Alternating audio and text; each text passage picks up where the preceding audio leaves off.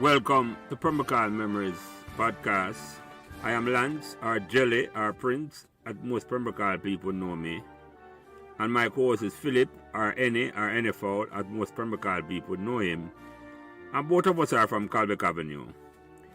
Our mission on this podcast series is to explore how Pembroke, a small community in the Kingston 20 area, surrounded by Joesland, just across Washington Boulevard, Marvalley, Trucks Garden, or Francis Land as I know it, Arlene Garden, Patrick City, just across the Sandy Gully, became the epicenter of football or soccer for some people in Jamaica in the early 1970s. Pembroke was also home of some of the most legendary musicians and entertainers of that era. I was still going to Pembroke Primary when every single Sunday a triple header was played at the original ball ground at the intersection of Calbeck Avenue, Pembroke Drive, now Kennel Drive. One morning match and two evening match was played to a capacity crowd. These teams, Patosi Rovers, Carawina, Asphalt, Covey, El Furto, and Dreads, was joined by Marvalley UNDN to play in the Pembroke Corner League football tournament. And every baller in Jamaica at the time wanted to play in a Pembroke Corner League to showcase them skills as the first officially organized Corner League football tournament in Jamaica. In this conversation, we hope to capture the memories of players, supporters, and any members of the Pembroke community, male or female, who want to come and share their stories. Your feedback and support will be greatly appreciated on whatever social media platform you might be listening, and thanks in advance. Go! Yeah. Today Yes, is sir. Thursday, November 17, 2022, and welcome back to another conversation about Pembroke memories. Me, as usual, Jelly, our Prince, our Lance, as most Pembroke people know me. My co-host today is my lifelong friend from Calbeck Avenue, Philip, or Any, or NFL. Today's guests, I will be giving proper introduction because they both were foundation members of the El Furto Youth Club, one of the clubs which was very active in the Pembroke Corner League. One of today's guests moved to Pembroke in 1964, which happened to be the same year I moved to Pembroke. Lived at 22 Covey Avenue and attended Central Branch All Age, Calabar, and 20 years. Woodman's. And him tell me say him play football, cricket, and netball for El Furto when the girls needed a hand during them practice session. Two things stand out about that statement there. I never know El Furto had a netball team, and Mikey have to explain to me how we play on the netball team must have been very friendly with the girl. But he will talk about that. When he started the story, our next guest moved to Pembroke in 1965 and lived at 39 Covey Avenue, which I do remember. He attended Melrose All Age, Calabar, and played both Sunlight and Manning Cup for the Green and Black Lions from Beddles Road, as him call them. This guest's younger brother and I attended Pembroke Primary from 1969 to 1974, and I must acknowledge his younger brother, my friend and his younger brother, Lascelle or Gary, as he's known to most Pembroke people, because Gary was the greatest intellectual giant me ever see at a young age, a primary school, when we got Pembroke together. And when we meet up back with him in Orlando in 2001, after 30 years I see him since 1974, the man was still a relaxed and a humble man, despite his intellectual acumen. So I have to big him up. I'm there to tell him story about his brother there, and we must start about him a little. So before I go further, I have to acknowledge a Pembroke legend, Lascelle Gary Adams, who no longer with us because I'm a good friend. Avil there, I'm going to talk about him to Avil Palmer. So. You can ask it.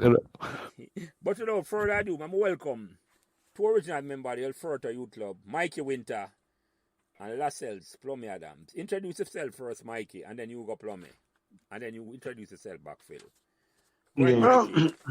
Well, Mikey Wynter here, man. 28 Covey Avenue, can't miss that. El Furto from birth. I mean... Where you move from Pembroke? Let's see the record. I moved to Pembroke in February 1964. How old you were at the time, Mikey? Do the match, man. What about right? You turn 9, somewhere there, so. I don't know where you're born. I want to pay him. 19. Introduce yourself here, Plummie. Come on, man. No, So you turn 9, definitely. Yeah, man, no, man. We just want the record, man. Say about 10 years older than me, so that's fine. mm, Yeah, but Absolutely. They're not you, man, like Gary, man. yeah, right, exactly, exactly, mm. exactly. Go As a ahead, matter of Plummie. fact, when I Yeah, go ahead, make Plummie introduce himself first, Mike, and then we'll come back. Go ahead, Plummie. Oh, this is Lascelle's Plummie Adams. Everybody know me as Plummie. Actually, I even born come inherit the name the Plummie. So, even it's not really a nickname per se. It's just a family pet name that I acquired and have had it ever since. So, now get where 39 Cove Avenue. I actually attended Melrose Primary School because when we were going to primary school, there was no Pembroke Primary Yeah, School. when both of them tell me that, so I go Central Branch and Melrose, I realize, say, you're much older than me because we never go Pembroke Primary. Mhm. So no primary school. I think a 67 or 68 the primary school bill or 69 here on the start. I don't know. But Right. yeah. So the Pembroke Primary come Yeah. afterwards. Yeah. Welcome, Plummie. Welcome, Mikey. And refill. Reintroduce yourself, my brother. Yeah, man, this is none other than Phil Any, aka Philip or Any Fowl.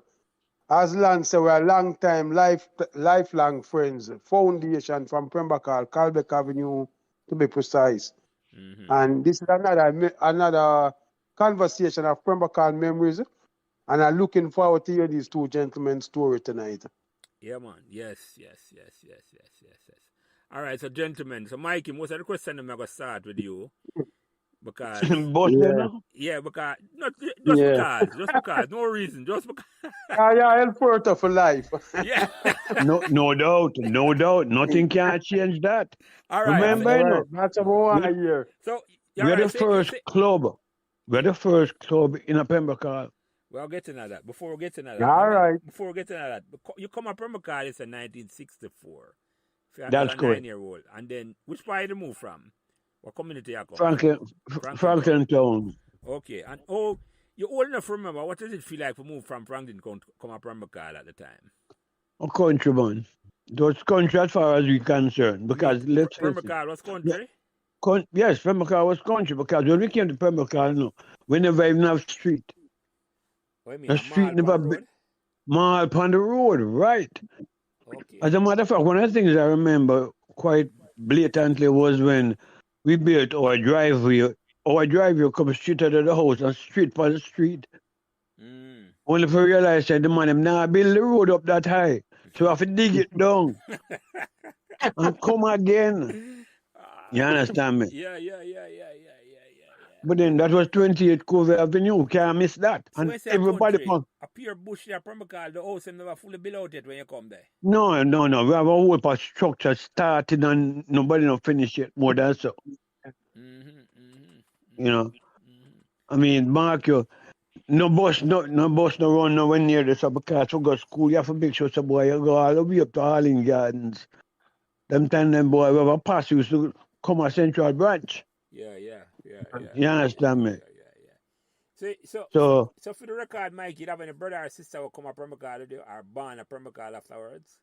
no, me never no, my sister came to it was me and my sister and my father because I'm only did drop out the year before. Okay. And your sister You older or understand younger me? than you?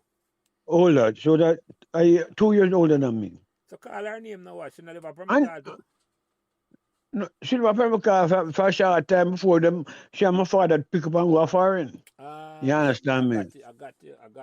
And then them time the boy man to come stay with me boy and she run things. Oh, I got But you. then, you know, I said things to run at the time, you know. She just control and take care of things and Yeah.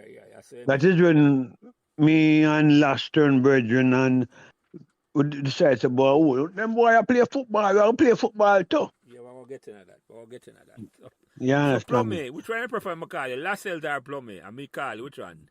Lass. Lass? All right, lads. That's fine. Anyway, go ahead. We just short the formality of the name because, Yeah, like yeah, you said, yeah, yeah, yeah. Lance and Lancelot, that kind of stuff. Yeah, So yeah, that's yeah. that's good. Yeah, man. So, So last you moved from a Pembroke in 1965 now. Which part you move from? actually, when we moved, we were living in what, Franklin Town, Or actually, just like Mikey. to a certain extent, right? And then we moved to Pembroke. And like Mikey said, one of the things that I remember about Pembroke in those days is the fact that when rain fall, people had to park them car out by asphalt because you couldn't drive on the road come down. What do you mean the All asphalt? right. Which part the asphalt? The same So asphalt? asphalt, what we call it, where them build up the shopping plaza Oh, and all really? that Well, kind asphalt, of. man, I used to play with my car. Yeah, really? Yeah. Right. You know, Jelly, that so, I tell us the plaza that they from foundation. so the people, so a lot of people, if you live on like Covey, you know, like I said, when we moved, we never really have a paved street. It was a mall road. So once rainfall, nobody want to drive them car down on the mall because you get stuck.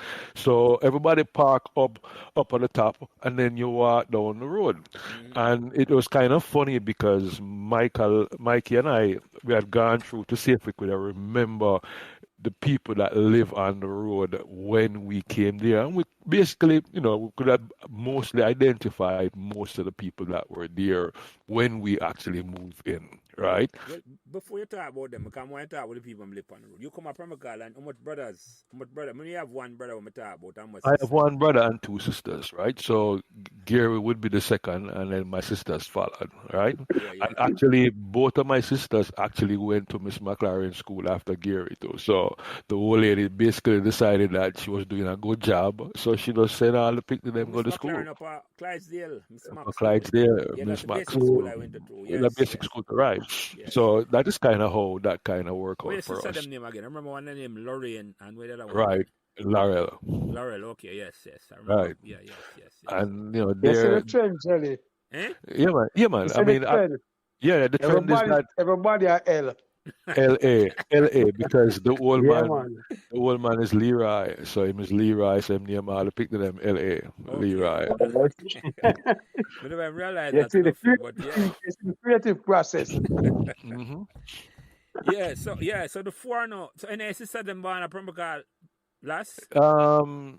Essentially the youngest one, you know, Laurel, she was born not in Pembroke, but basically when we were living in Yeah, Pembroke. that's what I mean. Yeah, man. Yeah. Right. So yeah. Yeah, man, that's what I mean, right. While we living in Pembroke, yes. hmm So she's an anchor baby then, we can't put it that way there. Well, as I say, wash belly. You know.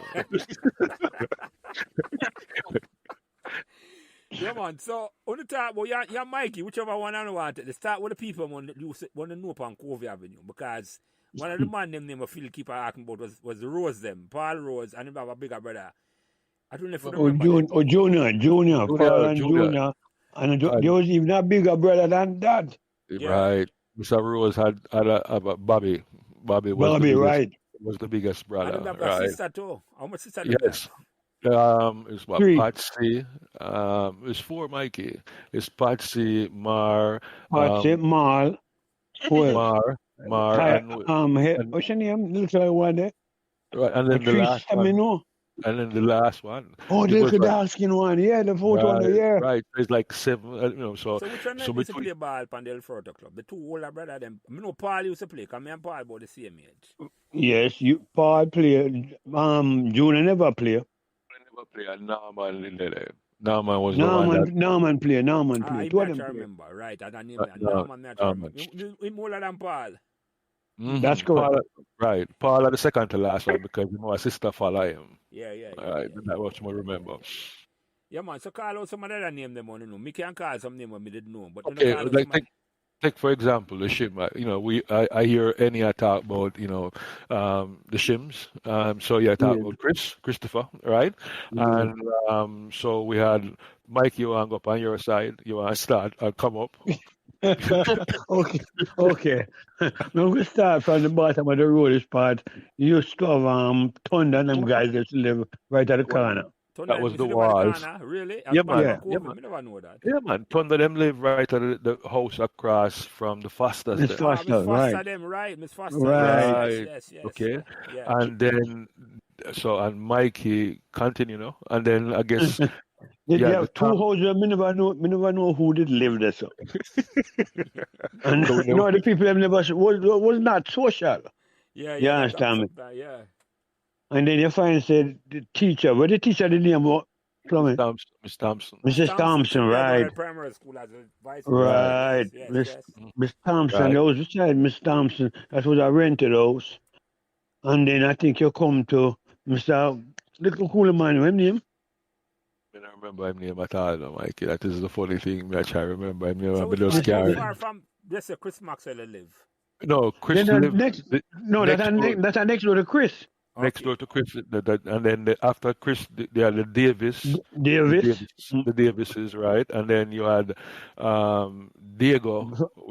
No. The Davis, then The Diego, Morris. yeah, you're damn right. You have Diego, right? Diego, then you have the Morris, then the Comries, then the Rose, then Wynter, then Reed, then And the Vernon. Frankie and the brother them. Yeah. Right, Frankie and the brother them. Phil, Six you remember boys. Frankie? No, Frankie. You used to drive the bus to me. Oh yes, you're right. Yeah. Remember him And Miss Pringle used to work up at a supermarket as a cashier. Yeah, good. So you have it, right? And Moving then right up. What number were there? with that Mr. Wilson house. And Mr. then Wilson, then you have Mr. the Folks, the Folks, right? Folks, then the Murray, June them, then the Morris, then the Williams, Mr. Williams. No, Yeah, man. It was the No, folks man, that- cutie father. Cutie and thing there, cutie. What name? What's your cutie the name? Mr. Williams placed that. That was Mr. Williams. And he had two daughters and a son. Errol was on the son, and then Cutie and the next younger one. Okay. And And then then move from there to some people we never know. we never know. And then beside that, Soddy. the search well before Search Soddy well. Before Study. Up there to Plummie. moved. Right. Yeah, man, you remember him. Yes. I think this Okay. is the AC after that. And then the Nurse, Tommy Wells, I think her name was. Then you had and then the Mears. Then Who? the Walkers, the Mears. then the Walkers, right? And then you have the Wards. Jackie Man, Jack the Ward, them, then Patrick Wong, Mhm. then Peaches. Was it Peaches? Peaches. Right. And then the next lady, they were never talking about them more than so because she all have a high fence. One a laugh about, that's how it go. Now, I know some of them, they couldn't get the ball, you play ball on the road, ball, you know, on the ball. You're over there, mad. that all. No. You're mad. And if you So- swing back across the road now, I'll come back down the road. You have Gilfillian. Oh, me go ask Phillians. about that. Birth to them. How much brother Right. and sister Yes. them? I never know a birthday of brother and them. They have a sister. As a matter of fact, to be honest with you, yesterday birthday brother come check me, Oh, really? Him brother Yeah. never Yeah, play man. football. Gilfillian, of course, he was a bit of asphalt. Me don't have no memory of birthday brother at all, you know. What position you used to play? Gilfillian, right wing, I think. Me never know that at all. So how much brother them did have? Just for the You record. had two, you had one, two, you had Two boys and one girl. two boys and two girls. Okay. You better know Two one of boys, the two girl. girls. Kamala was the younger sister. Kamla was the younger one and Anne-Marie was the older one. Yeah, me didn't know. Because them used to come Central Branch with them. Mm-hmm. Okay. I didn't know it's a birthday that day though. Right. Yeah. We hear Yeah, about yeah. that. Very recently. Yeah, recently. We recently. didn't, since we started our program, we did get a message from Patos that Mrs. birthday had died. Yeah. Right. Yeah. Coming back down on the road, I know, so that woman ever live next door to Miss Mark shop. Plumbie, what's your name? That was Miss Anglin, I think her name was. And then the Sheikhs them came and lived there afterwards. Oh, no, shop off Okay. the road, Plummie. COVID. Yeah, we have Yeah, a shop man. up there. Yeah, man, a shop up there. Miss Mark shop, across Mark shop. from Patrick. From Patrick. Oh, me Right. don't know that, And then you come to 57. Mrs. Williams. 57 was Mrs. Williams. 55. That was Wheeler. Miss That We- shop, we- that shop was on the left hand side going up. Yeah. That's correct. Mm-hmm. You remember the shop, Phil? Yeah, man. I think it's like a brown lady, a stout brown lady. No, Miss My Mark name is is- skinny. Miss Mark is skinny. But anyway. Skinny? But yeah, I'm think to know where you talks but it was Miss Mark was a skinny lady still. But going down, you had the But we know Wheeler. a shop up on the That left Wheeler. hand side. Right. Yeah, Wheeler. Hold on the last. What Wheeler right name? That's his name. Wheeler. His name. Yeah. Wheeler never used to go play for Carolina one at a time, though. No. No. Wheeler. Wheeler was captain at cricket team down at Kingston Tech at Kingston one time. Tech, right. Right. Yes, yeah. Okay. I remember Wheeler. And man. then you had like Coming south, but Sister Vin, which was related no, to Sister Vin which was related to Patrick them. right. Then Mr. Walker, which was Gerald them was uncle. Uncle And was a cop, I think. Right, he was a policeman, and then beside him was the Rose. Then you had And Bangkok, Webster, Mr. Webster. Mr. Webster, And then you then had Edwards. no. Then You had this part you must what Donna them used to live. mhm. Okay, Who so the that owner house there? me don't know. It was I think I Nemad them the name, Nemad. okay. And then you And moved then down to the Edwards, Edwards, then right? The Cadogans, Cadogans, then then the Adams, then then the Walters, Walters, right? Wally, And then then the Donaldsons, Donaldsons, then the then the Duns, Johns, then the the Sutherland, Sutherlands, Mr. Dunn, I remember Mr. Dunn, as they call him name. Yes, I read right? one. And Yeah. Sutherland, then then you have the Harris. Harris, then you have I don't know Mad Paul, Yeah, man. I mean, Yeah, man. Yeah, man. then And him younger. then Father Mad Yeah. then Paul Mad and Peter, Paul, yeah. What was Yeah. Paul Miss last Mac, name? Miss Mac, son them. Miss Mark's on him. So what Yeah. was Paul? What was Paul? What was Last Paul name? and last name? Paul and Peter. Paul. Peter, remember him last name. Paul and Peter, No, man. brother, but no. You know why I them stick out when one night Paul take the father Cressida when him drive. Cause remember them father was a chauffeur for Matalan Right. them. Matalan around people, right? Right. And the man people the father can remember same crazy and you remember Dave and the mother drive bus to live in front of Kane Current. Yeah. Them a come down from Reynolds Road and see him and then give them and go take drive Give from them a They them. must be mad. Yeah, and flash it right in a Chinese people them out in a upper Inview terrace in a Inview glass. Valentine. The man a fly come down and Dave said to him, say, yo, Paul, you not stop the China say the intersection. And he just turn and smile to Dave. Hold on the last Mikey. Let me ask you something about Paul and Peter though. Paul and Peter did insane from long time have mental problems. Let me put it right. Yes. Yeah, man. It was growing. Okay. You know, Yeah, go ahead. But this is developmental thing. remember, the mother wasn't too there. Right. No, the mother wasn't too there. I remember that. Right. I remember that. And the father wasn't around. No, the father was around. because The father was a always very the quiet father guy. Okay, I got you. Because the father used to drive one of them delegate or somebody Yes, big time. Yeah, man, I'm Right, right. I did have a blue one. I never even know that at all. Because I'm a little younger than Yeah, one man, I of you. like blue. Eh? Paul would have been a little younger than last. Yeah, man. Yeah, man, much younger than them. much younger than we, man. Paul was probably about 1 year or probably a year. Right. Right? The older one. Little older than me. Yeah. Peter probably about my age or a little younger. Yeah. And after Paul, then the Christians, Christians, and then the what? then Alti what, right? Mm-hmm. No, we And get in then- trouble. No. We just couldn't remember all 18, we used to have a brother named, I mean, the brother is tight, but Dell, the girl, the name Dell. Body like you wouldn't believe it. And south of that was whispered, Thing to No Live. And then Titus, you remember Titus? Michael, what Titus is the name? Titus, then the house with the stop. Titus did that the stoplight. The house with the light, with the put light post, right? The light post and then, right. And then the house below that was some clear skinned people like this who lived there. So, and then the mother old white lady that used to live beside the Fosters. right. No, the one to 7 which part them the Neville and brother them live Right. So never But that's brother and 7. them. It's And never then that. next door to that, never, about 3 brother them, man. Him never used to play ball.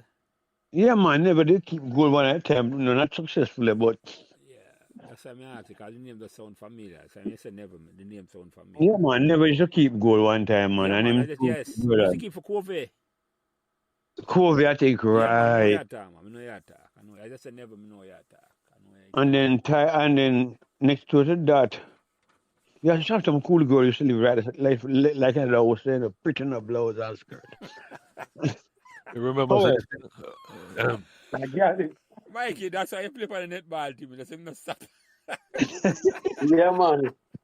no, the whole of us man play for the netball team, What okay, you mean? guess what? The girl them didn't need competition. Yeah, man. Well, coming at that, man. I'm going to ask you about that, man. But when I have Coming south, brother. One more house to shut down, like a white lady live, and then the Fosters. So That's Covey Avenue. let me ask you to answer something. And for the record, last, how old you were when you moved from Pembroke? What age you were? I try to remember now, I think I was probably about 8 or 9, just Okay, about. 8 or 9. So you're familiar then with Pembroke, and they say they have the same problem like when Mikey have on to build sidewalk and have to lick it down. No, not yet. We never actually put in our driveway until we finish the road still. I think my old man did probably learn from Mikey father. I feel I'm a trendsetter. Yeah. So what's your impression last week come up Pembroke? What was your impression of Pembroke? Can you move from the community completely? Actually, listen, you get used to it. It was the place that we was going to live and all that kind of stuff. So, essentially, you just kind of get into the place. And one of the things I've heard you guys talk about on previous episode is the fact that, for example, you'd have mentioned different things and we'd have talked about things. But like I said, just like how people used to park them car up and all that kind of stuff. When the rain fall, we'd be out in the road, and every man would have a piece of stick, and we'd be racing to see which are the fastest and all that kind of stuff going down before it hit the drain. Yeah, but the bottom of the road, right. But essentially, right. But I mean, otherwise, we establish friendships establish over time. All right, because like for example, the Cadigans and my family became very close because we lived beside each other. And the Mad Boy Picnic, and although Junior and Mikey were the two youngest, right? Everybody was kind of older than they were, but we still had a good relationship. And the Edwards, so you kind of start building up relationship with people, and so we'd have probably either see each other when we take the 13 bus. So Melrose is down off Lindus Road, if you remember, down that way there. All right. And so if Mikey had come from Central Branch, he'd probably take the 13 bus, right? And we'll come up because we never used to take number 4 or 40 bus to come from the 13 bus, and you go up at Arlene Gardens and you walk down. Right, and walk down because that was the easiest way to get to and all that kind of stuff. So, that is kind of how remember from McCall. But there's one thing I wanted to kind of remind you. I remember one episode you were talking about people saying that the houses in Pembroke were Rima houses. You remember that? Yeah. But that's some old lady describe it to me. It's a Rima house. Right. It's a Rima building. Yeah, right. Okay. That is right. So, but Rima is a construction system, and essentially that was basically Pembroke was some of the first prefabricated houses that them actually built in Jamaica. So that is what the Rima was all about. It's just like how Jamaicans used to describe when people put on asphalt and then used to use the Barber Green, asphalt machine, and them say, well, hey, the man them Barber Green the road, and we're like, right. Well, we tend for kind of so Rima. When you guys said that, I'm like, but that I kind of remember that. One more fact for throwing on it is that Pembroke was originally a sugar estate, not recently, but it was part where you look upon the parcel of land that where we were, right? You realize that them used to grow sugarcane up that close to Kingston because St. Andrew was basically undeveloped. So it's only in the late 50s that people start to push out from Kingston because Kingston became crowded, overcrowded. Push out west. It was more east. Right. Earlier. So you went northwest and all that kind of stuff. And, just a couple more historical things. So the first scheme that them kind of built up was Mona, right? That was the first one. Mona built before Pembroke. Yeah, man. Yes, Mona built from 58, definitely. right? And Mona took off because Mona basically was kind of, they describe it, some box houses, but people Affordable. but they were affordable. But people started to move out to Mona as it was way up Hope Road, relatively. And since it was close to UWI, University of West Indies, they had bought some of the property for faculty members who, would come and spend a 2 year and then, go somewhere else, that kind of stuff, because that was part of how UWI kind of set up. All right? right. Built for UWI faculty members. Right. So after Mona built up, the next scheme that them come up with was Harbour View. Harbour View was actually, when it was built, was the largest scheme in the Caribbean, the English-speaking Caribbean. It was like built before Pembroke. Yeah, man, that was 1,875 units according to the military research I do and all that kind of stuff. Yeah. Then came Pembroke, and then Duane Park came in 63. That's when them started to do Duane Park, and then UN then started in 67, and then Edgewater. But I mean, the reason why I put in those last four because the technology that was used in Pembroke in terms of prefab and all that kind of stuff was then starting to be used in different schemes. And whereas, for example, Mona was more a government project and Harbour View to a certain extent, Pembroke and the other schemes now was more a partnership between the government and private industries. Okay, I got you. But let me ask you something about Pembroke now. All Pembroke walls are tough. You ever said a wall tougher than the original Pembroke wall? Prefab, Prefab. But that was the beauty of the Rima building scheme. No, my old man never was doing the park, and the wall never said tough doing the park. Some smaller wall. Less thick wall. Glendale. Yeah, like Glendale. Long after Glendale come up. But yeah. And let me ask you another question, Lascelle or Mikey. When you can answer this. Where Pembroke get the road name them from? I don't know.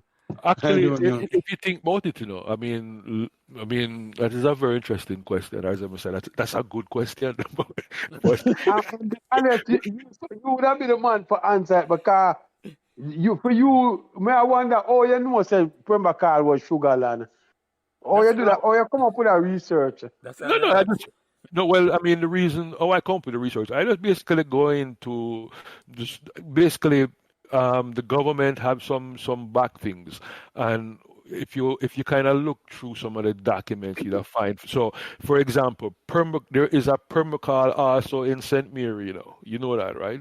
There's a Pembroke I'm aware of that too. There's a Pembroke in St. Mary, right? But the name Pembroke is really from England. The name came from England, Pembroke. So if you look and you do research, you find that there is actually a place called Pembroke in England that holds like a college and all that kind of stuff, So a lot of the things that we got were probably English names. So if you think about Covey is a word that describes what? A group of birds. And Clydesdale would have been a horse. And so, but you give me something to kind of research, to kind of figure out exactly where the names come from. Because sometimes the names have some relevance. Right. It's like go ahead, Phil. You suppose you can't find the answer to that. Come again? If you find the developer, well, that is the whole thing. I mean, even I go through the architectural. There's an architectural digest in Jamaica, and them was probably talking more about in terms of what kind of building technique they use in houses, but they never really talk much about it. But like you said, it's more about the construction design, right? Than it is the naming of the streets and so forth. Right. I'm a good friend of and I'm a historian. Colin Chana. Arthur Collington, I must say to Mr. Jelly, him know where the name them from UNN come from. It's like UNN name after like Greek thing, marathon and bronze and gold and them thing there. And like him that him say Mona now name after like what Mona name after the rose him up a Mona like flowers or something. I don't remember if me Right. right. Yeah, Right. but But I he have say, Buttercup Drive yeah, in a but he must Mona. have said Jelly, I just can't know where Permacar get the road name them from. That's why I come up with that question. In the ask me one time. When No, me and but I him mean, that think talk. about it. Chesterville, Clydesdale. Them that English name, you know, you're right, you know. Yeah, Right. there's Yeah, man. a lot of C's and all that kind of stuff. Yeah. Calbeck. So I mean, who knows? The Earl of Calbeck. Yeah. Maybe that's well. Let's say somebody will come do the research and come give you the answer. That's the purpose of them program. That they just it's a historical thing we have put on. I said, a man want to find out about Permacar. Them come here, I said, come get a historical lesson. So me ask you something, Mikey. Where you aware that Pembroke like 2-bedroom and 3-bedroom? When I wear that difference there. Enough man. Then the Yes. most man, hold on, remember one thing, my cousin Dirks. Dirks Gamble? Yeah. Winston He Dirks was in Gamble. the They tree. call me never Yeah. know. Yes? Yeah. And Skelly Yeah. and brother, we used to go Calabar. I'm scared, yeah. Yes, right. Them they live over in the 3-bedroom side. Yeah. You understand me? And as a matter of fact, that was basically when my father go foreign, him did basically control my house to make sure everything all right. Man, as a man, you understand me? Yeah. You understand? But then again, that was me that run things, quote unquote, somebody think. I run things some long time. I hear you. No. Somebody, You think he was a run thing, but but you say, but you have to take it into consideration. Run things last. Exactly. Then hold on, like, I mean that yard, Yeah, man, you're the man I had because I had to there you go. Fun that. You understand me? But No. So last you that we're at the difference at that age from them time they said that difference between the 2-bedroom and 3-bedroom. I never know that, Of course we did. Because 2-bedroom come from the east, come across to Cane Coran. Yeah, and then from Pembroke Drive go over a 3-bedroom. And then from Pembroke Drive go over, which part Adair and all the people that used to live. Aqualita and Anandale, yes. Aqualitaville, right. A 3-bedroom that go over there, so. And Clydesdale, a 3-bedroom them there. I didn't know that. A long afterwards. I want to tell you, a man me know, he live the Angle Theatre, and me say, like him I say, there was a friction between 2-bedroom man and 3-bedroom man in the early days. Me hear that. Me hear that argument there. But the argument that I would have probably put to the man them is this. Since, remember, we talk about the government-private partnership, right? And so if you really want to sell houses to aspiring middle-class people, because technically you could have said the 2-bedroom was for the lower middle class and the 3-bedroom was for the upper middle class, but we're still middle class to a certain extent. Right. But gentlemen, let this not deter you to understand what the status is right now, because guess what? Me not think no 2-bedroom there Pembroke anymore. No. No, me know that. But guess what? The 3-bedroom, Mikey, the lot is much bigger, bigger lot, compared to what we Not by much. No, brother. Because I tell you, say, my cousin them used to go to my cousin them yard and I basically they have a bigger backyard. Well, maybe. Yeah, man, Jelly, even our property them on our street, you could have built a second house, but even on a part two, because remember, I said where Boogle Ben live, a 2 house in the yard there, Yeah, I remember when we live on Calbeck Avenue, the go take some of our property, Yeah, but still a whole heap of space between the original house and the boundary line to the gully. There you go. Yeah, maybe at the front, I look on. I look on. I'd say I never noticed at original. But I mean, look on the front because you probably can remember your house with it in a state of addition. Yeah. And not before the addition. Yeah. So it's like for Miss Jenkins' house right now. With the addition, it's like Miss Palmer house. The front almost the right out to the arm wall. Right. You mean Miss Palmer is past Tenet used to live? Yeah, Raymond and Tenet mother. Raymond Tenet, Arville. Right. Yeah, them live 2 doors from beside me, Mikey. Okay, cool. Yeah, man. And Philip live Two door below. Same thing, Jelly. Yeah, yeah, Me yeah. and you sandwich them between Two four hours, or yeah, three yeah, houses, yeah, yeah, three yeah, houses. yeah, yeah. Yeah, man. Same one, Oh. Mikey. But last year I got to say something. Sorry. No. Continue, man. No, In my head. we look for Pembroke and we realize, look, man, it was a unique place. Because you see, in a Pembroke, remember, as far as football, whatever game play, we're the first people who come up with a club. Well, a corner league Pembroke was initially the first community that really established a corner We'll league, get into that. right? Come on, get into that. And What year that started last, as far as you remember? And who no, started? actually, listen, maybe what we can probably tell you about is a couple of things, all right? So we remember, like, you had Covey, you had Patosi, you had these different teams that was essentially a play, all right? But what had happened to Covey was kind of unique because we were the first youth club, not a soccer club. We weren't a soccer club per se. We were a youth club. And you talk about Covey or El Furto? No, El Furto. Right. El Furto, right? Covey, right.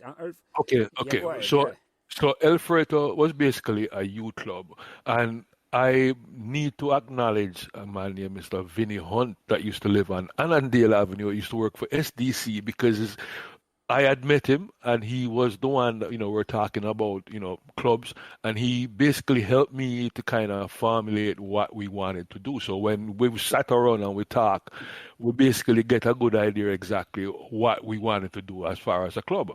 Matter of fact, when we formed the club, Colleen Perkins was actually our secretary and treasurer. Man, Perkins. He used to go Merle Grove, the older sisters. Yes. Yes. But what year was the club formed? About 71. And here, okay, right. And so here the genesis behind the club now. So most of us that used to be on Covey, we're not talking the team, but just live on Covey per se, right? We used to play cricket most of the time. We were okay, right? Yes. And so what would happen is that more time we'd hit ball and go over somebody's yard, and that was the end of the ball, right? A regular thing, that man. Right. So it was. Me and Mikey talk one day. We come up with this bright idea. Say, listen, we want to do something for National Heroes Day. We figure if we do something for the community, then we could have probably get some love and respect from the community, but actually we just want back with balls, right? So what we decided to do is we decided that we were going to clean up the road. So we go to Mr. Shim, Chris uncle, right? And we borrow Chris Maxwell, right? Yes. And Mr. Shim lent us his lawnmower. Yeah. Now, I don't know if you remember, but Mr. Shim had probably the best lawn in a Pembroke. No. Gentlemen, there's no probably. Mr. Shim had the best lawn in a Pembroke. I remember that, man. We call them grass again, crabgrass. No, not crabgrass. That's what you call Zoyza. Let me interject something here. Let me interject something here, last. And remember the one thing, gentlemen, that is the place that Chris Maxwell first ever dived for a ball. Panagrass. All right. So anyway, What a dive. Well, we'll get to that, Mike. But go ahead, me talk about the introduction of we pronounce it correctly. It's El Furto or El Furto. Fuerto. Fuerto. I want to come up with that name there. No. El Fuerto. Fuerto. Spanish. Yes. Right. And Spanish, that means the bowl ones. That's basically what it means. The bowl. Okay, all right. I got the bowl ones. Okay, so essentially... Go ahead, lads. Continue. So what happened was that we decided to clean up, our street. So we started from the Gilfillian house all the way back down to the Foster house. And Mrs. Dunn used to work at Leonard de Carnival. She got us some brushes and she got us some whitewash. Like we said, we borrow Mr. Mr. Shim, Lawnmower. lawnmower, Yeah. right? And every man bring them last, and we started at the Gilfield and them house, and we cut the grass, we whitewash the curb wall, we trim back the tree them, and we stack up the garbage, and we do that all down every house down the road.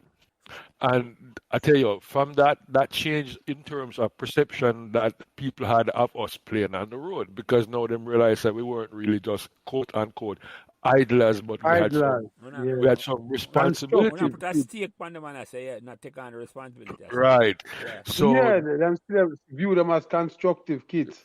right. So then all of a sudden now, we had this goodwill that was extended towards us. Yeah. So then now we start realize now at the age at where we were, say third farm and all that kind of stuff, that if we really want to play Manning, we have to go play more football. So we used to play football on the road. Like But scrimmage on the road. right, and all that kind of stuff. So we decided now, say, if we're really gonna play Manning and them things, we really need to put together a team so we can practice and all that kind of stuff. So Wheeler is the one that come up with the name El Fuerte. He was at the Spanish at Kingston Tech, right? And I don't know if he actually come up with it because he was drinking some Mackinson stout or whatever it is. But Yo, careful. anyway, I'm not sure what that Wheeler still. I don't worry about that, right? But anyway, so that is it, and we formed this club, and then Mr. Hunt, right, Vinny, immediately come by and he said to us, "So where you guys going to meet?" All right. So then now, what he precipitated is that we should have go down to the junior secondary school and go talk to the headmaster down there. That was Mr. Titus at the time. Mr. Titus. So I went to talk to him. I mean, I went go speak to him and I said to him, so, we have this youth club. Hold on. Before you continue that, last, how old were you when I take on them thing, yeah? I Why was you competing, man? That's what I say. 13, 14, 15? No, that's what I say. That's why I want to make sure people understand the audacity I won't have to say at 13 and 14 year old. You just say, you got to talk to the principal. Now you're mine. I don't think that's nothing at all. No, we just go down there and go talk to him. Yeah, And, remember, that's a big, we don't go begging for the pitch, No. Actually, we're going to ask him if we could have meet down there. So, boom. So we actually, I guess we make a good impression on him, and him say, all right, you can meet down here every 2 weeks. So we started to meet down at Pembroke Junior Secondary School, and that is how the netball come in, because there was a netball court in the back of the school, right? And so that right, so the girls who were playing netball would have come and play netball, and we'd have played with them also because so we kind of learned the game netball, but like Mikey said, it was to give them competition, and it really worked out because at one time I remember that both Colleen and her sister Janet got called up for the Jamaican national netball team and all that kind of stuff, right? Yeah. So like I say, it was fortuitous in the sense that we are in the right place at the right time and all that kind of stuff. Community. Right? Yeah. And so we kind of progressed from there, and that was part of in terms of leadership. Now, I must say that I have heard from other people in your age group who said, listen, what you guys did with Elfredo kind of make the dynamics kind of change a little bit in Pembroke, because now people start realize what you could do at a younger age. But we never really think about it from the standpoint of the age. We were thinking about it from the standpoint of the needs. So like the second year after we clean up the road, when we decided to clean up the road the second year now, a lot more people pitch in. So some people actually come out there and help us. But a lot of people start giving money, in terms of, buy food, so we're going to get some bread and we're going to get, so we could eat when we do this, and we could make some sugar and water, some lemonade, that kind of stuff. We're going to go with Miss Mac could donate something, that kind of stuff. So we kind of understand now what we were kind of doing in terms of promoting the community itself. Yeah. So that was a big learning experience for us all. Right? So that was kind of how the club. Let me ask you something then. So when you decide to farm El Furto, and I hope I say the Spanish right, because we can't roll the Spanish like or we like. When you decide, because where I say, Kofi already in the corner league, last and Mikey, Covey was already the Carnegie League was already playing. Right. Yes. So technically we couldn't come in as Covey because that there was already a team named Covey. Yeah, that's Uh, a mystery yourself for me. I couldn't understand. Oh, two teams upon Covey and at the only road. Remember, I have two teams in the Carnegie League. No understand.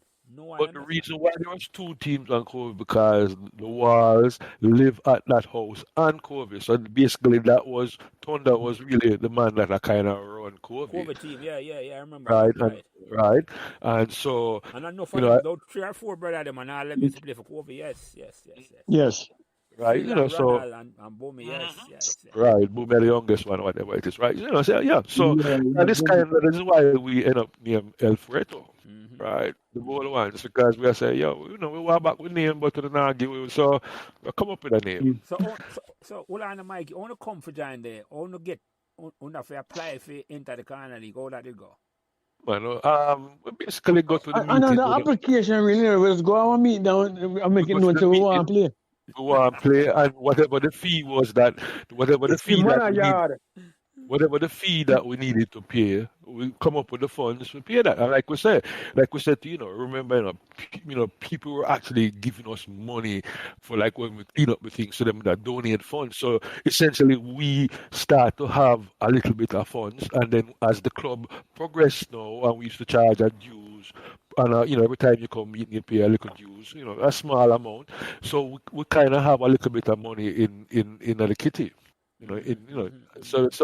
So when we come and we ask now that we wanted to participate, all right, because that first year, when we play in a Carnegie League, we get some beating from some of the big teams, But no, I understand why. Go ahead, Mike. One of the things I want to say, is that as far as crowd support was concerned, we had the crowd to give us the support. Mm-hmm. Because all our parents make sure them come down at the field, come watch a ball game, because them pick me a player. But Uno must have been the youngest team. Yeah, we were the young. That's why we get the beatings we got. No, I understand why El Furto was a beating stick to put it right. Excuse me, no. I beg you to take that back. We were defeated, not beaten, I should say. Defeated, but not like a boy. Absolutely. 14, 15-year-old now play against big 20-year-old man. And then the next thing you have to understand, like you said, most of the teams like Patosi, Asphalt, most of them teams had somebody who was the guiding person, somebody that had played soccer before. So like, you'd have Briscoe, Raleigh Briscoe, you have people from Patosi, Carwina, you have Bobby Fire up Asphalt. And that we never really have no one in our community who was really that. So we had to basically learn, on the job, right? On our own, right? I don't know if you remember, but Carlton Livingston, I don't know if you know the name, Carlton Livingston, singer, reggae singer, and all that kind of stuff. Okay? So Carlton used to live up at Chesterville, but he used to hang out with we. So he played for El Freto also. And that is how we actually got some guys to come and play for us in the second season. So we had Ken Rose that come and play for us. And then we used to have this guy named Lewis. Them used to call him Gilligan. He used to play, used to start Manic Up and all that kind of stuff. Then, we get about 3 or 4 players. And, and as we got more people that come in, I said, would like to play for El Freto because people realized that we needed some help. Okay. But go ahead, yeah. Gentlemen, you know the most important thing to me? Me lose my game. What do you mean? Me lose my game and I'm goalkeeper no more. Who do you Tell me how that go, Mikey. Tell me how that go. No, we get a yes, I. Until we get a goalkeeper from Trenchtown. What's it, Trenchtown, Plummie? Last. Goalkeeper. Yeah, man, we get a goalkeeper. Yeah. A good goalkeeper, I just go sit down on the bench and wait. You understand? Me just look good. And, until after a while, Chris, I want to tell you, until after a while, we inveigle Chris for keep goal. And Chris got better than the rest. Yeah. Chris became on top. So one of the things that you guys have to understand too, is that, listen, for us to really compete with the bigger teams, we used to get up early in the morning, sometimes at 4:30, 5 o'clock in the morning, and we'd run from Pembroke, go up to like Lee's Flat and come back down. And so we did our fitness because more time when we come home from school, you never have nothing at all. Right? And other day I noticed somebody had made a statement about why we never play cricket at the second field at the one on Cane Curran right there, so because that field was not big enough for a cricket pitch. Not could play a match. I just bowl for battle for a play on that. Catch a show behind Precisely, right. Just about. So that is kind of what happened, right? Competitive match and I'm asking about that as you mentioned that last. Mm-hmm. Because Pembroke never take off in a cricket at all in terms of like how football became synonymous with Pembroke. Because the amount of ball that Pembroke produce, all I don't know them. But it never take off in a cricket where you had a competitive Pembroke cricket team. Why do you think that is the case? We just never have no grounds. We just never have no grounds. And Mark, we had talent. But we did not have the accumulation of facilities and players of that standard to make a name. Because cricket harder for playing now because in terms of you need a ground, I need a whole heap of man. Yeah, but I mean, if you think about it, so other day you talk about even people from Pembroke that play because like Buckner, I don't know if you remember Buckner, Mikey right? Buckner, yeah, man. Mikey Buckner, right? Yeah. Right. So Mikey and I basically we were playing Sunlight at Calabar like probably third and fourth farm. Oh really? Yeah. Right. So I mean, what my set says that cricket, like my dad, cricket was his first love, and Mr. Cadigan, cricket was their love. So Sundays we would be in beside the house. I play cricket, and more time we used to love that because when the window them break, more time and them broke the window, so we now have to get no beaten for broke the window. Yeah, cricket.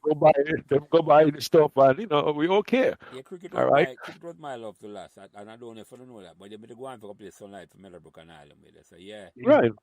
So the talent that was there, Mikey. For verify, I said the talent was there in a Pembroke, but it just there. There was no Pembroke team for play for. Absolutely. Or aspire for play for, like yes. No, but even as such, we still had a cricket team. We still played cricket all over the place. So which part are you gonna play? Which league gonna play now? Minor Cup? Which cup gonna play? No, I remember we went to St. Elizabeth to play cricket. Now Brompton, yeah. Yeah, we go all over the place. I mean, we play different things and all that kind of stuff. So we basically tried for really establish a cricket team. But in fact, I think, Billy, who used to live with Mikey, right? Billy ended up playing for the USA in a one World Cup. Cricket. Michael Gordon. Okay. Guy with a big afro, right? So, like we said, the talent was there, and Wheeler, Patrick, Mikey themselves used to play for telephone company and all that kind of stuff. So, like we said, the talent was there, but we just never really have somebody to say, okay, we're gonna try to form a cricket team. We couldn't accumulate a good team. A good team, right? Because remember, football was really the sport that everybody kind of attract. Football is an easier sport. Well, they're playing a proper called Corner League already. The structure was there. There was no. Was there, right? Corner League. Well, gentlemen, let us not. Let me ask you. Let me say one thing before you go further. Let us not blind you to the excellence of El Fuerto's basketball team, the girl them netball team. Well, we're going to make a talk about that. But we're going at that because we need to break them up, them come up on the program. But go ahead with the question, Phil. Yeah. So let me ask you something. Which one are the sport on the first love? Football or cricket? Yeah, good question. Good question, that. I mean, for me, technically, I don't think there is one can say that you love the next one and not love the other because you learn different things from the different sports. Yeah, right? But one of them must draw more passion in your touch your heart more. Well, for me, football was my thing.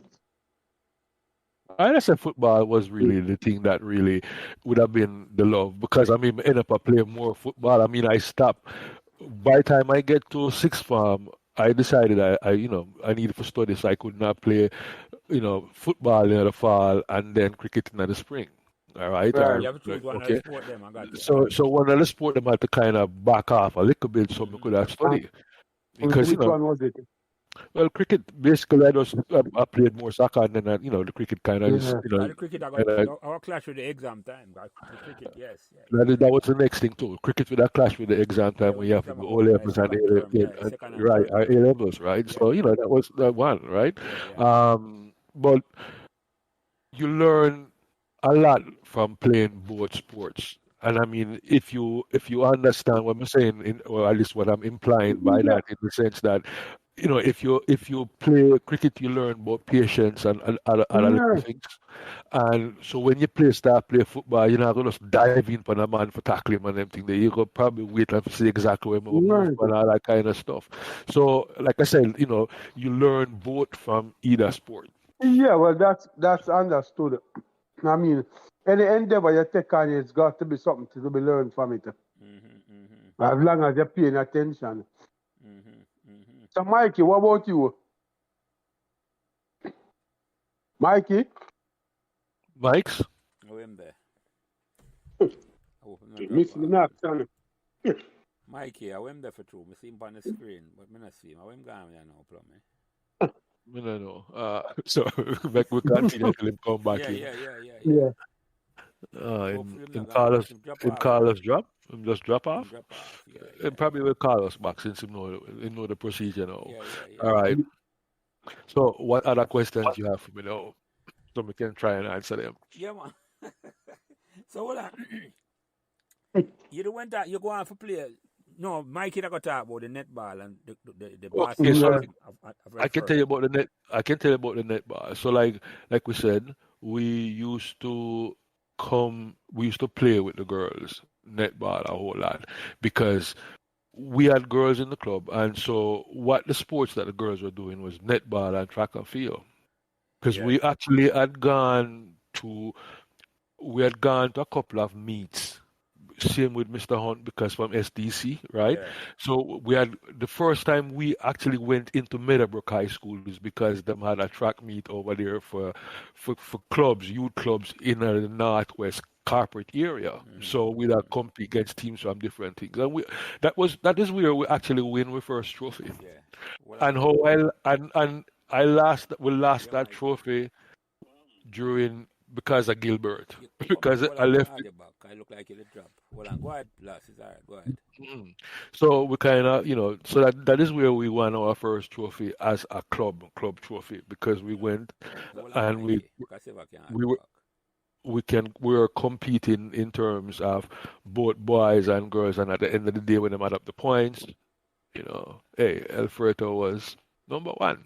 So, yeah, that is how we bring home the first trophy. And I had it for the longest a while until Gilbert took off the roof up of the house. And next thing I know, I come back and the trophy drop off of the piano, and the bass smash off and all that kind of stuff. But, that was Mikey, good for us. You don't know for join back. Go ahead, yes. Yeah, Lascelle. Mikey, as would I say, what is it? Which one you prefer, the cricket or the football? Right now, but I love football more still. Yeah. Why, you was better at it, or that it's just a preference? Just a preference. The game shorter. And you, Lass, which one you prefer? Actually, the funny thing, I don't know if I could really choose between both, all right? Whether it was cricket or football, but for most of the people on our road, since we used to play a whole lot more, I think we used to play a whole lot more cricket than we play football. But we still play football, scrimmage, and all that kind of stuff. But I think, from my perspective, I think the parents, them that used to interact with us when they play games, like my neighbors, Mr. Cadogan and all that kind of stuff, would end up the cricket, beside the driveway on the side of the house. So usually with football, we probably end up broke less window. That's when we have play cricket. And your Then we father play loved football. Your father loved Well, cricket more or less. yeah, man. My father, cricket was for him sport still. Yeah, Jelly, I think you did mention that. Yeah, cricket Yeah. cricket is a gentleman's game. Football are like a different class. So yeah.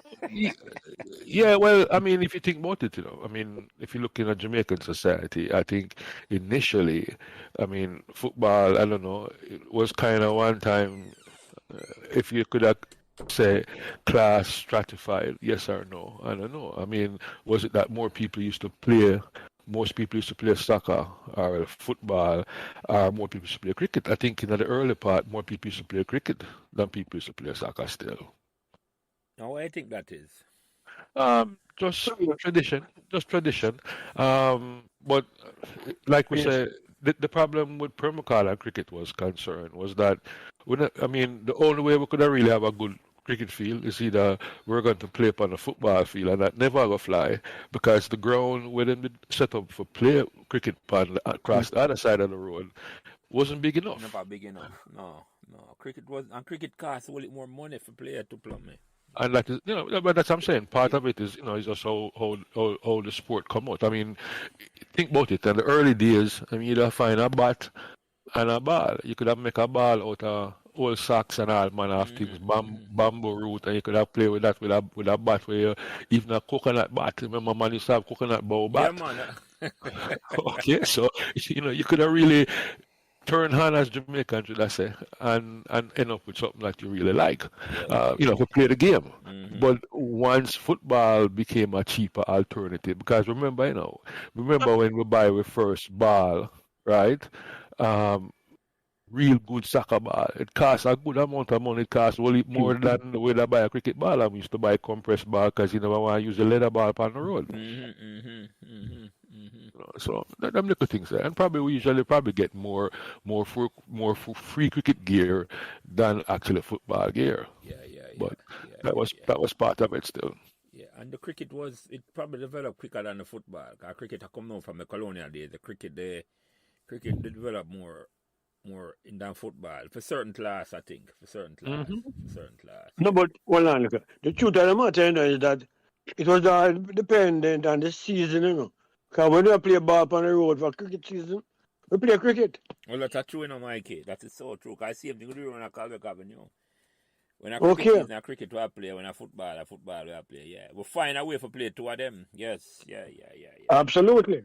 Yeah, that is true. And when you bounce a ball to man, next thing you know, him look out the window. And the cricket, the game done. Yeah. So you look you run behind. When you look on the road, only it's a 3 stone. Exactly, lads. Exactly. Oh my goodness. But by the way, I wanted to say to win some netball trophy. How that did go? And the girl them they win that, man. How that did go? So which one I play? Which one them netball competition they play? I never even aware of that at all. Like, who they play on the team there? Well, we were lucky in the sense that we had the Perkins girls. I named them out. Colleen, remember? Colleen, you got Merle with my sister. Janet. Right. And Janet, our younger sister. And those two went on to be called up to the Jamaica national team. Hold on, lass. Janet is who? It's not Marva you're talking about. No, I like a pin in them time there. No, Janet is the one that really follow Colleen. I don't remember. Colleen, right? I don't remember her at all. I don't. Phil, you don't remember her? No. I don't remember her at all, lass. Which school should you go?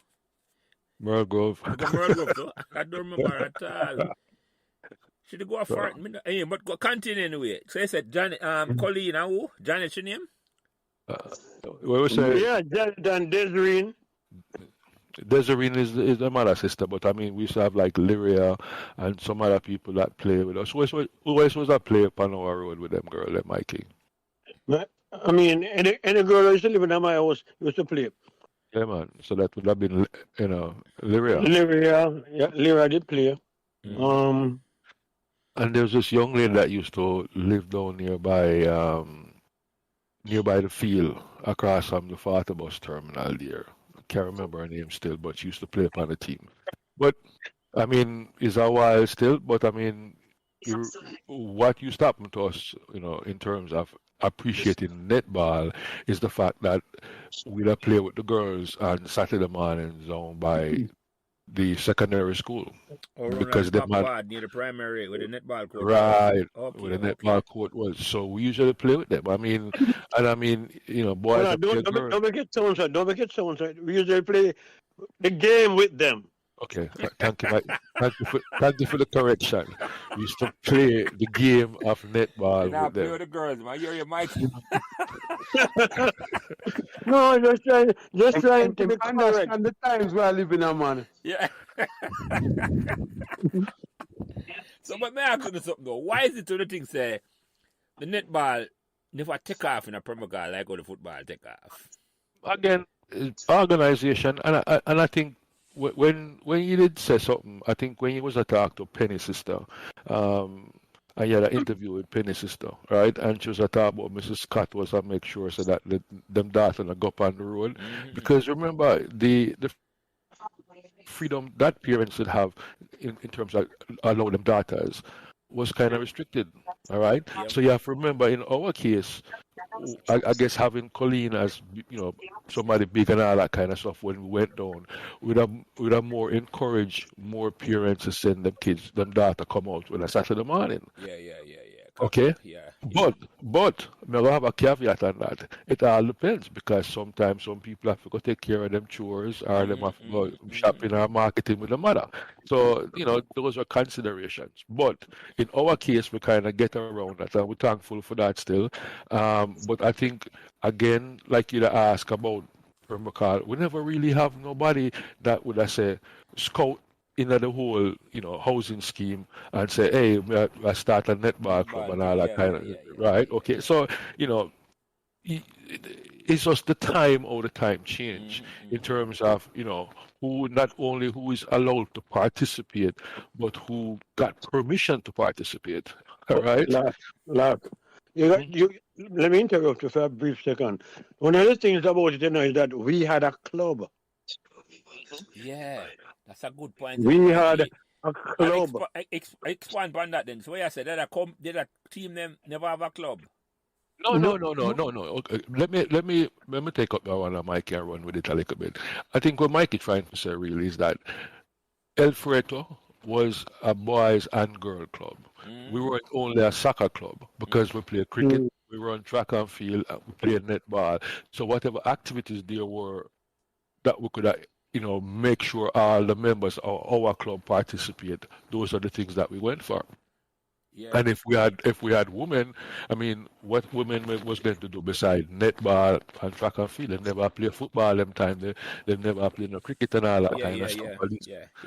So those are the kind of the events that we kind of invest in because we wanted to make sure that the members of the club, the female members of the club, were active participants in whatever we do.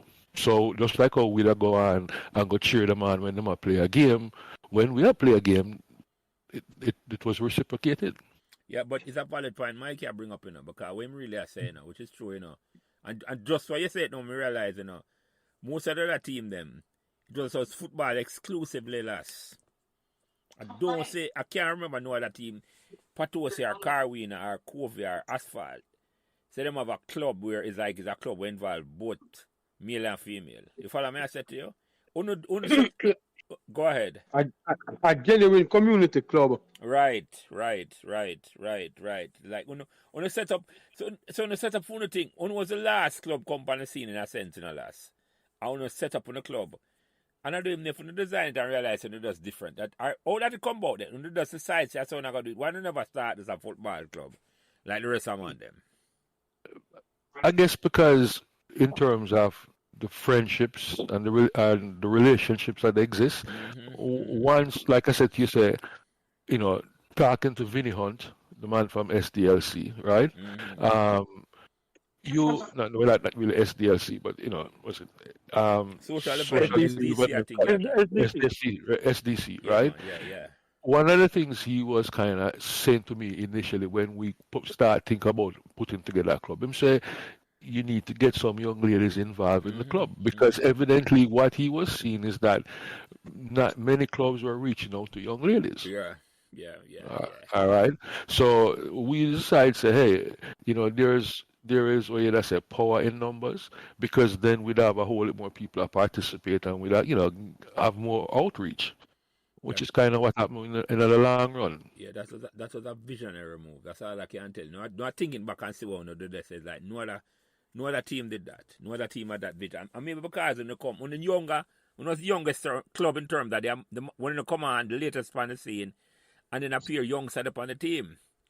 You follow me? I say, because you talk about the average age of your team was much younger than most of the other team them last. Much younger. Yeah, but I think it's also probably if we should give ourselves a pat on the back, a little bit more awareness in terms of how we was I think about what it takes to make a club.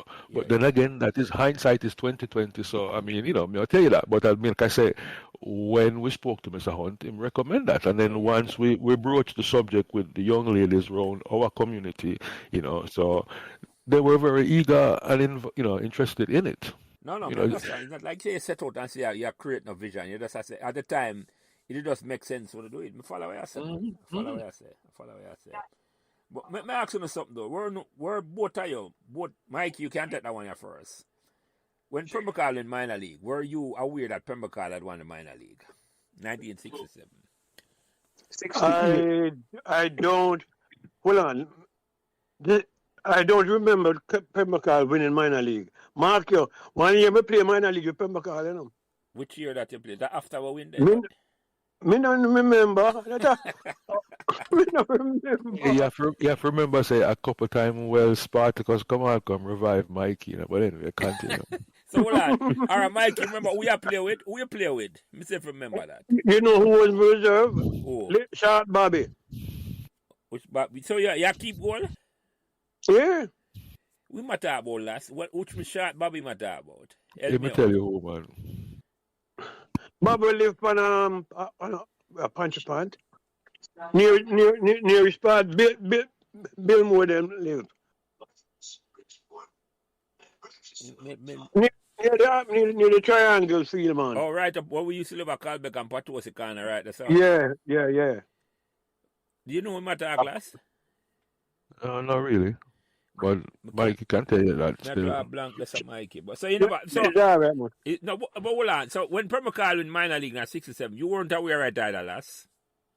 Well, we hear about it afterwards, and we'll go down and watch some of the game them, because But you have to remember, say 67, 68, Mikey, first farm, right? Yeah, you just started high school. First farm that, for Mikey, and then I start working at 68.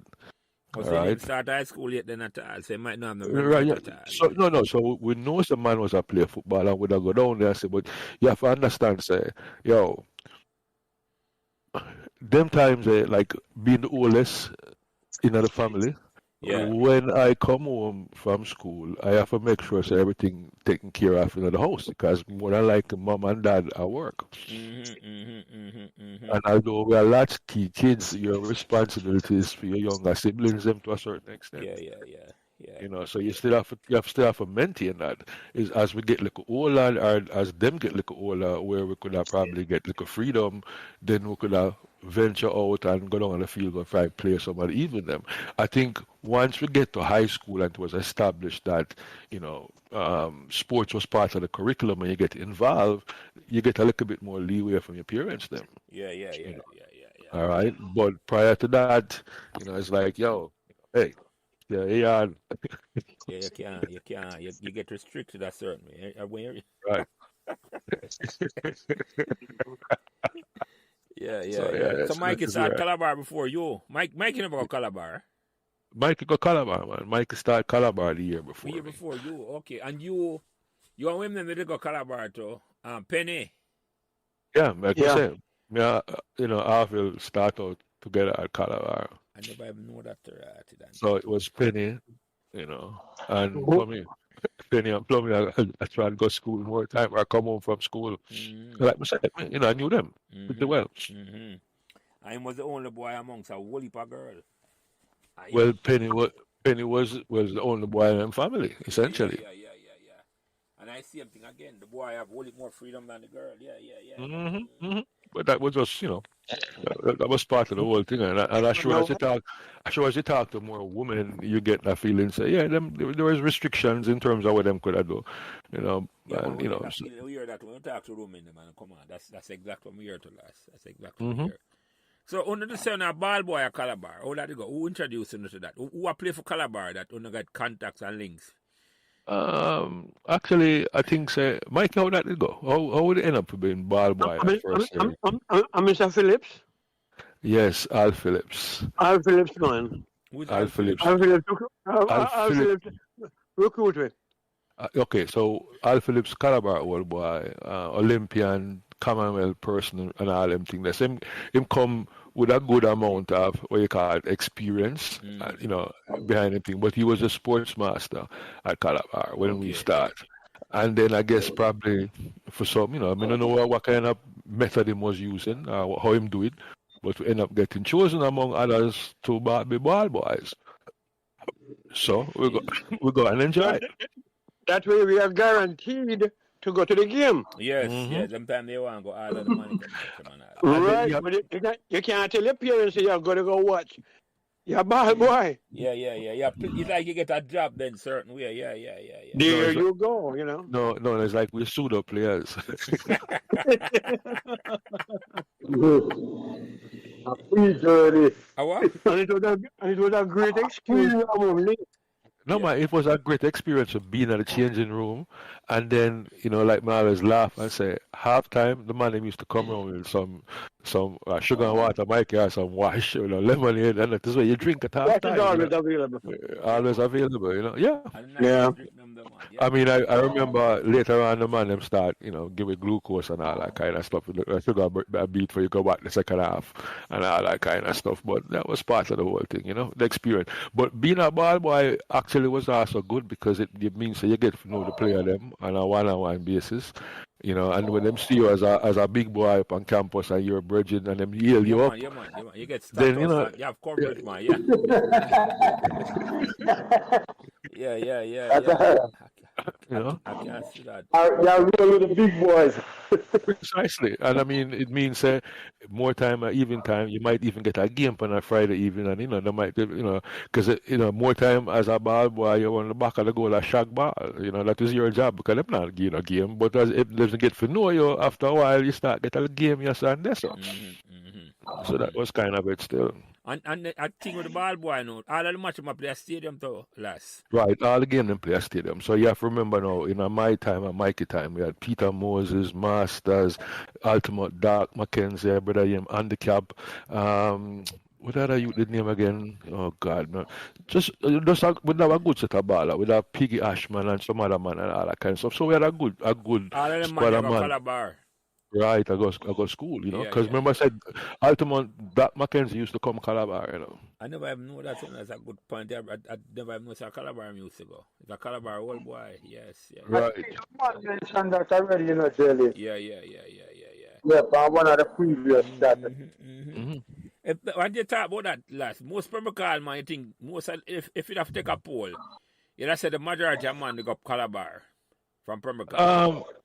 Yes and no, because even when we start with Calabar, you'd still have man them who were able to go to KC based upon where them was living, either when them take the scholarship.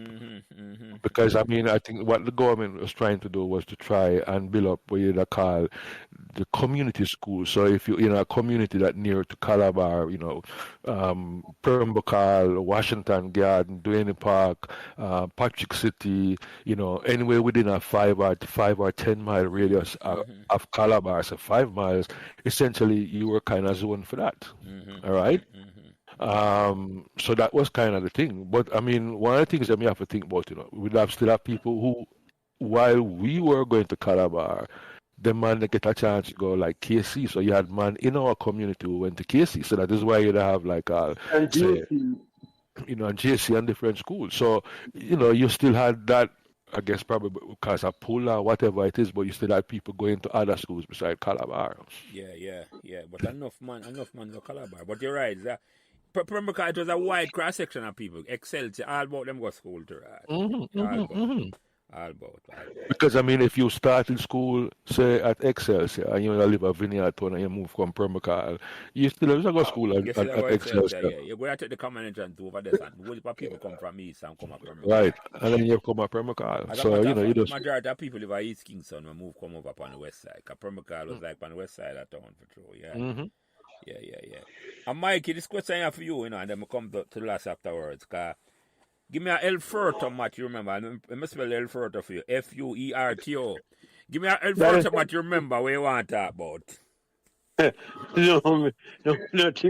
No, I never really want to talk about.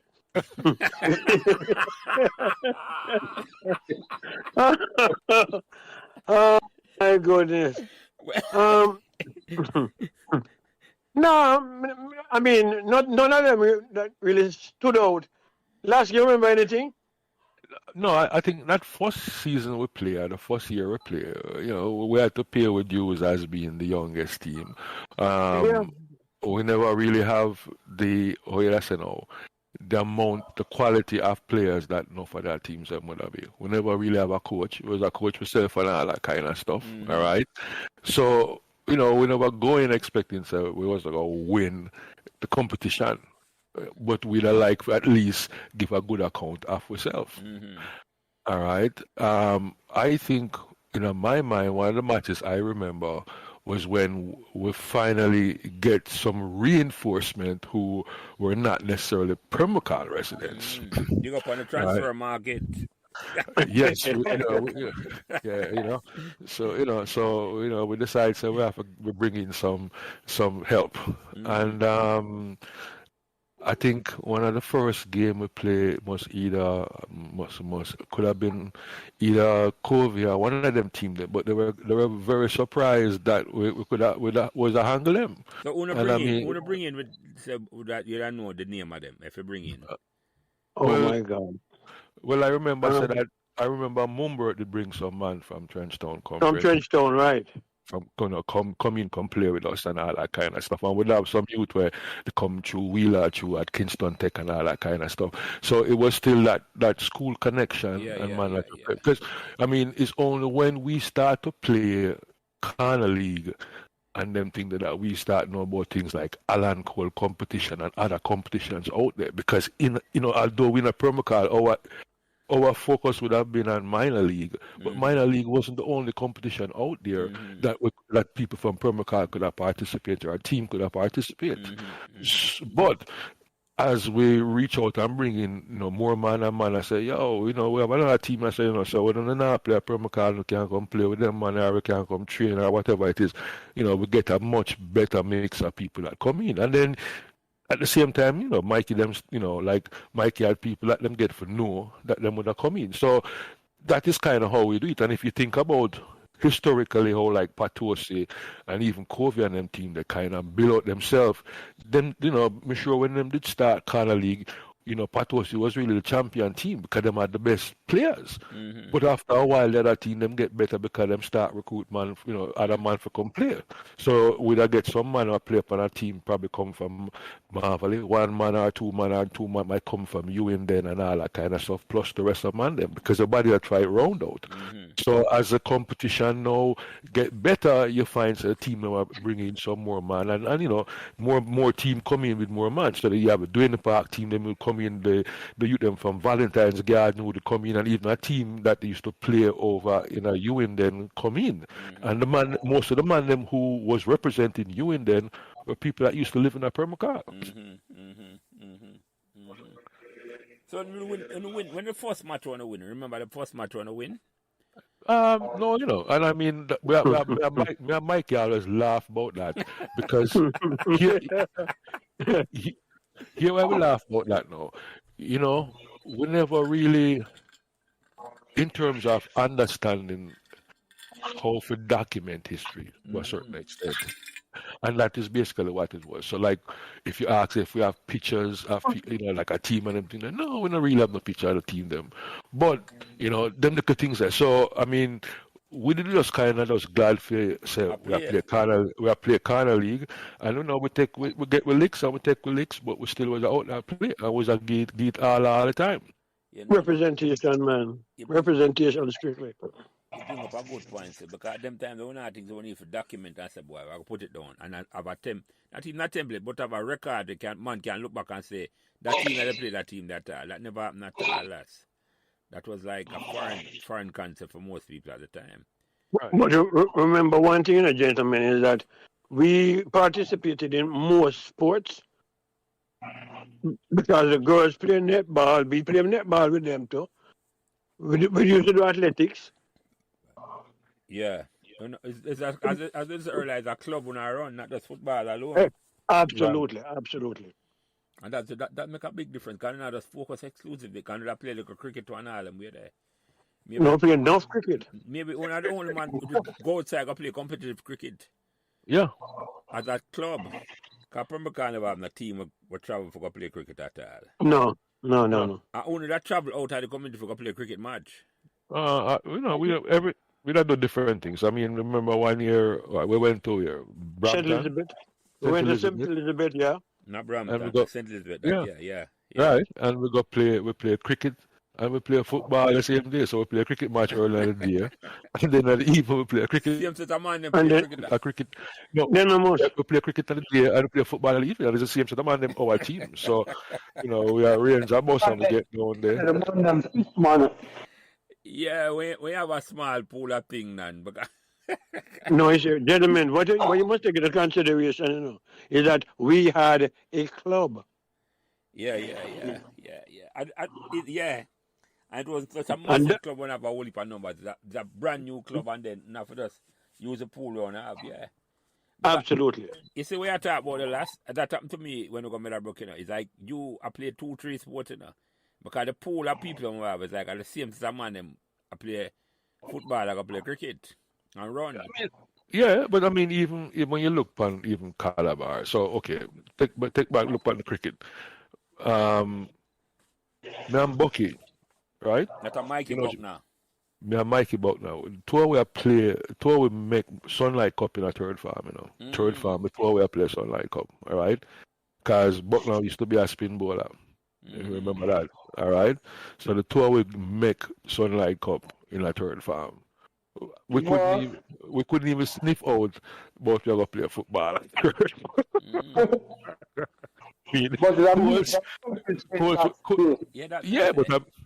But I mean, you know, understand now how we are set here, you know. So it's like for make the football team and for play Sunlight and for run track is that is what you call the crown in glory. In other words, here the deal was how we came to understand student athlete role.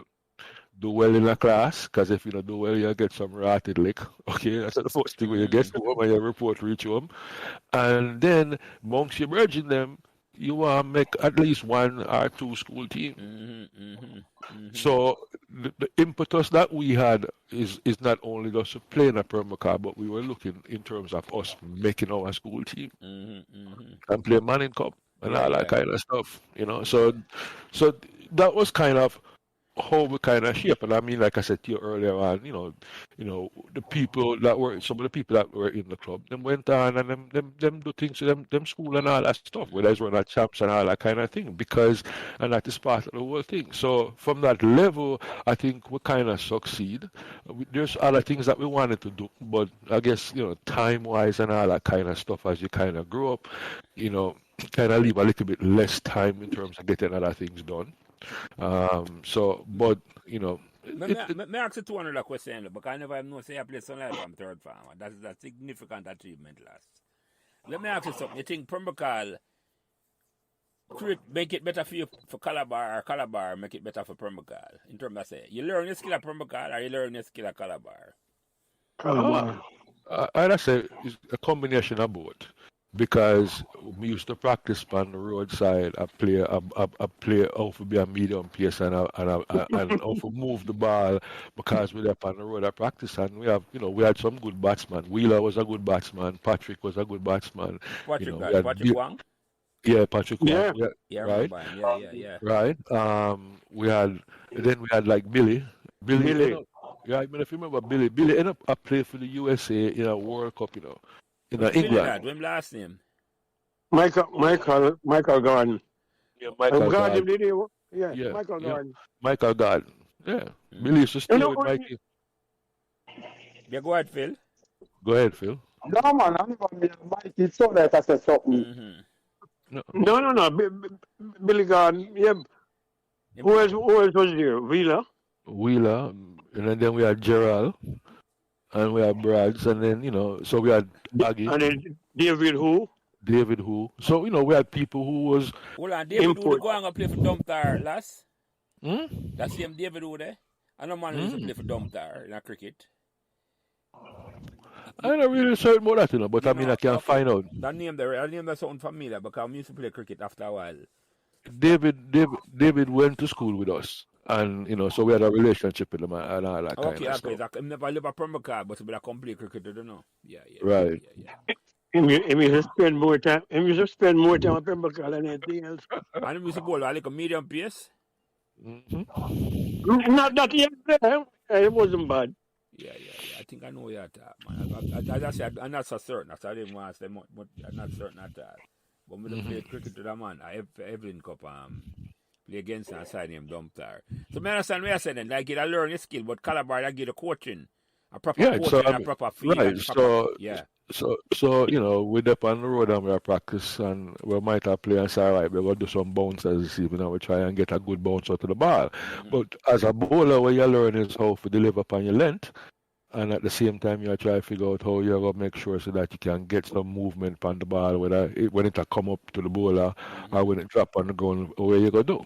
All right? And so, so it's a combination of them the good thing there. As a batsman, you learn to keep it on the ground.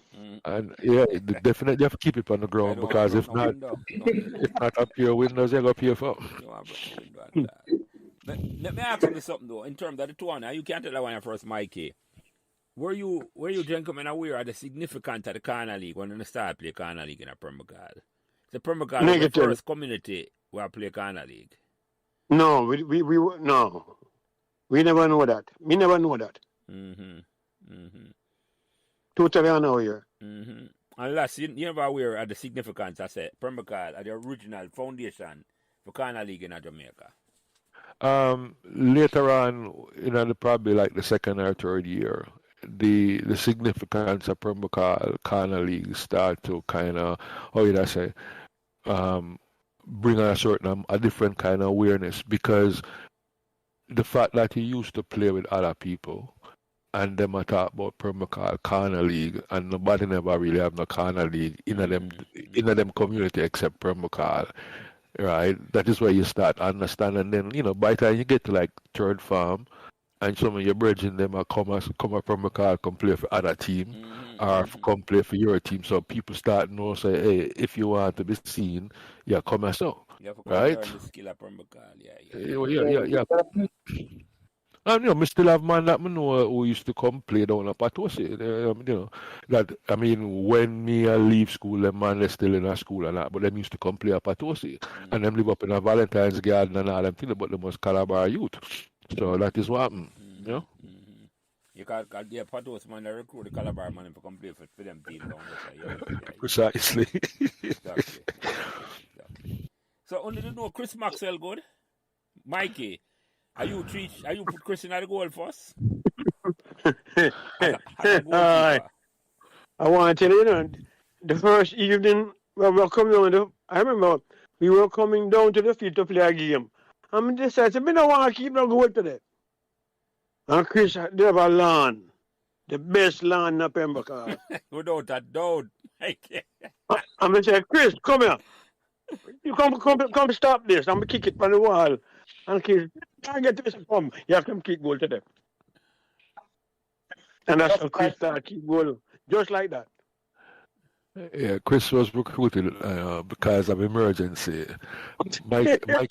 Mikey decided that him was a goal scorer. So he wanted to go out in the field. But that is how Chris get, and like you said, Chris get him start. But just want to say one thing in terms of remembrance of Mr. Shim, Chris uncle that he used to stay with, and that kind of stuff. When name last becoming a name at all. I know that Chris is living with uncle. When name? Mr. Shim. Mr. Shim. Okay, yeah. Go Right. Talk about him there. Yeah. No man. Syrup, yes, sir. Downtown. No. Actually, no. That wasn't. It wasn't that Shim. He was like the shop manager down at what's it no? Them deal with Jaguars and all them things there. Was it The KIG. No man, KIG No, was Ford. man. KIG was Ford. I forget the people. Them used to be down for Water Lane and somewhere down there. So, but them used to be the dealers for British cars. It was like Jaguar, Land Rover, Land Rover, Right. Morris Hanover Minor, Street where you talk. Yeah. Hanover Street, right? Was it no JC Cook or something like that? No, KIG KIG field. KIG a no. Ford, man. A different. KIG a Ford man. KIG was always car Ford. dealership, them at Yeah, all. listen, a KIG have them here now, Land Rover and them things and Jaguar. No, but that's a long time, brethren. Them probably But buy it that- out and outfield, but Yeah, then buy it out. No, but I mean, because essentially the Mini, the Land Rover, Volvo, and some other deals were bought up by Ford. I know So where Ford, you talk. I know where you talk. I just don't remember the dealership name down Hanover Street. I don't. no, John R. Cooks or something like so. I think Yeah, that you was may it. be right, You mean something? John Cook. Yeah. John Cook. John Cooks or J.R. Cook or something like that. But I think Cooks was the last name. But Mr. Shim was the shop manager down there. And Mr. Shim was one of the two men on the road that have a Jaguar. And it kind of coincidental that the two men on our road that had Jaguars basically the two best land. And what's the other one? Because only Chris Land remember, No, well, Mikey tell him about Mr. Comrie, So, From at 24, Covey had a very good lawn too. yeah, man, he was the second to Mr. Shim. And, I mean, why we used to respect Mr. Shim, is this. Mr. Shim would have go out and him go country, evidently. And when him come back in, Mr. Shim, I wash off the Jaguar, star. I mean, me never see somebody keep them cars so immaculate beside Mr. Shim, all right? So, I mean, it's like if you did want somebody to aspire towards that kind of behavior, Mr. Shim was the man. Yeah. And he was a very pleasant person, at least in terms of dealing with us, all right? But the thing what it is, he kept his lawn just as clean as he kept his car. Yeah, man. Well, Not even that. Let me ask you something about the land.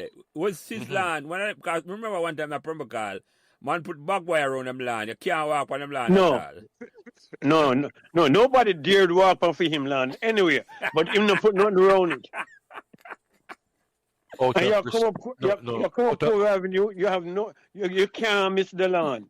No, out of respect to Mr. Shim line, you can probably go lay down upon it, roll down upon it, but you can't say I try to dig it up, and I'm not at all like that. Because like I say, I mean, the land was, dumb.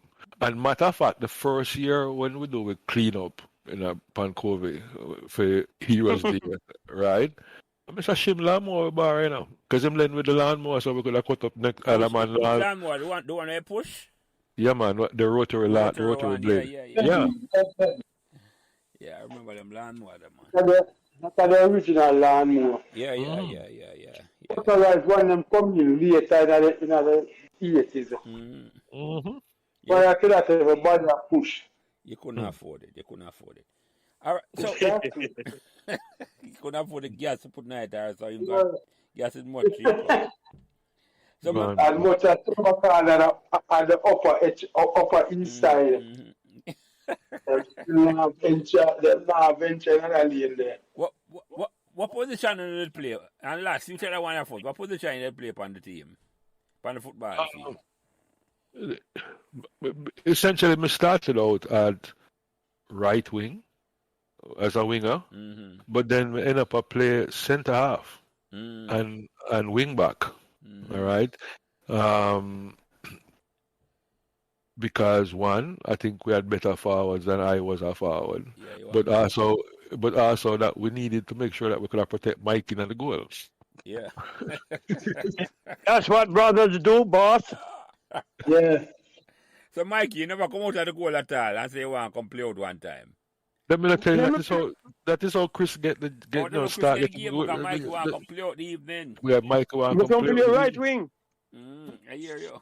Is that right? Because look at the goalkeeper that is turned out to be.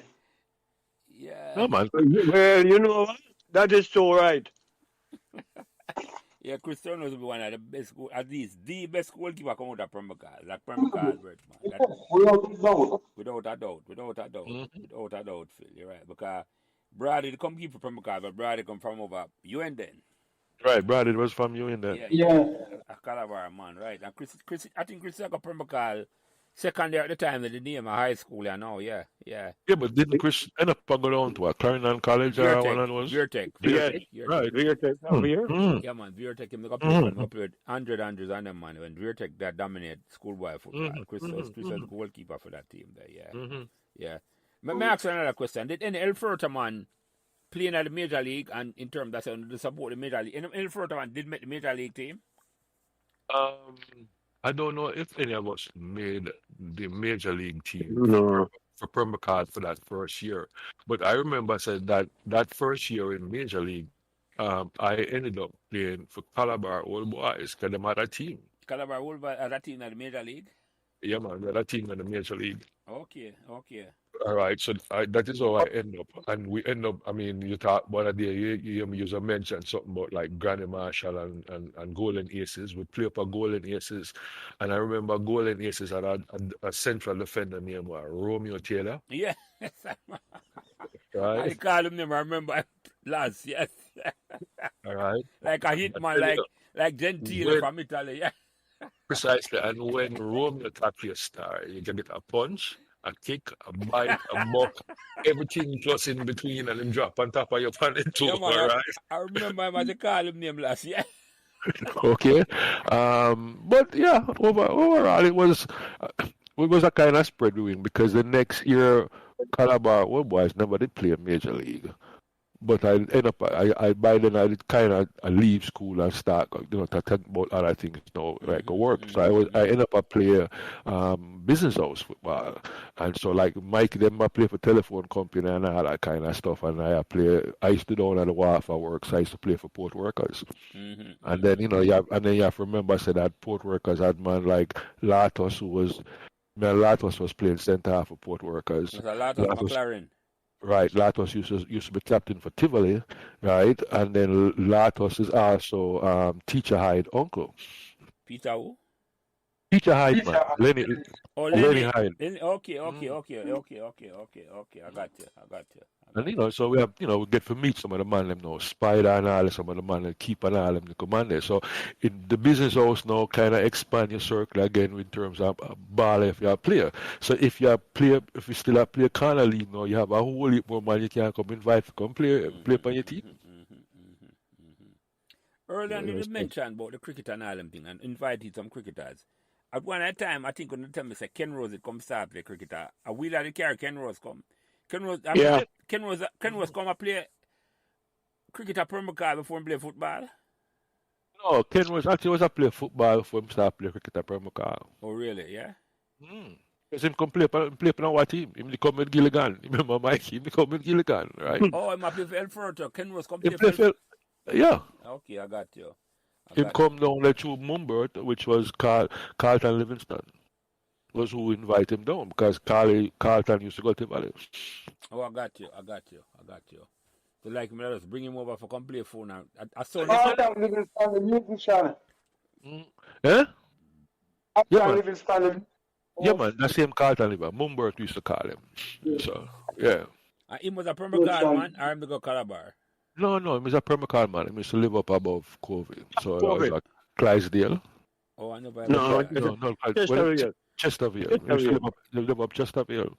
Oh, I never know that. Last. I did not even know that at all. All right, let me ask you something. Because I have to ask you two on this, Because during the time of the 70s when I grew up, late 60s and I come of age, enough man become Rastafari in a Pembroke and Jamaica, not just Jamaica. How come I used to take that one here first, Mikey?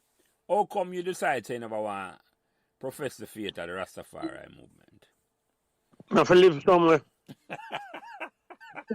So I mean, then I say, father, they are foreign. Your father have so much power over you, them they are foreign. Hold on, you think that stop him? What is wrong with you, man? What is wrong with you? That's brethren. But then you not such an atom father drop him. I never impressed with Rasta. Never impressed with Rasta, you know. Yeah. Now brethren were Rasta. But we don't want on Rasta. Yeah. I hear you. You understand me? Yeah. It never connect with you, man. So, yes, I know, but listen to this. This is just my take on the whole thing. Like Mikey said, we needed to live somewhere. All right, that was kind of part of it. But beyond that, I think part of it was okay. Rastafari and a black consciousness came in the 70s. All right. Rastafarian was part of that manifestation and that black consciousness. Yeah. But Rastafari they're on for a long time, but it really come uptown. So you had 12 tribe and you know the different things. And not for the man them, that was a new organization, a new way of conceptualizing our Rasta ago. But at the same time, you forget that even when Rasta was on the rise in a Pembroke, so the so-called evangelistic tendencies, our members were also on the rise. Because I think within that time, you know, that was the time, if you think about it, that Boulevard, like Open Bible Church and all that kind of stuff was kind of, you know, becoming where they call it in America now, a big church. All right? Them start to expand them wing now and I say them want them members big up. Yeah. Right.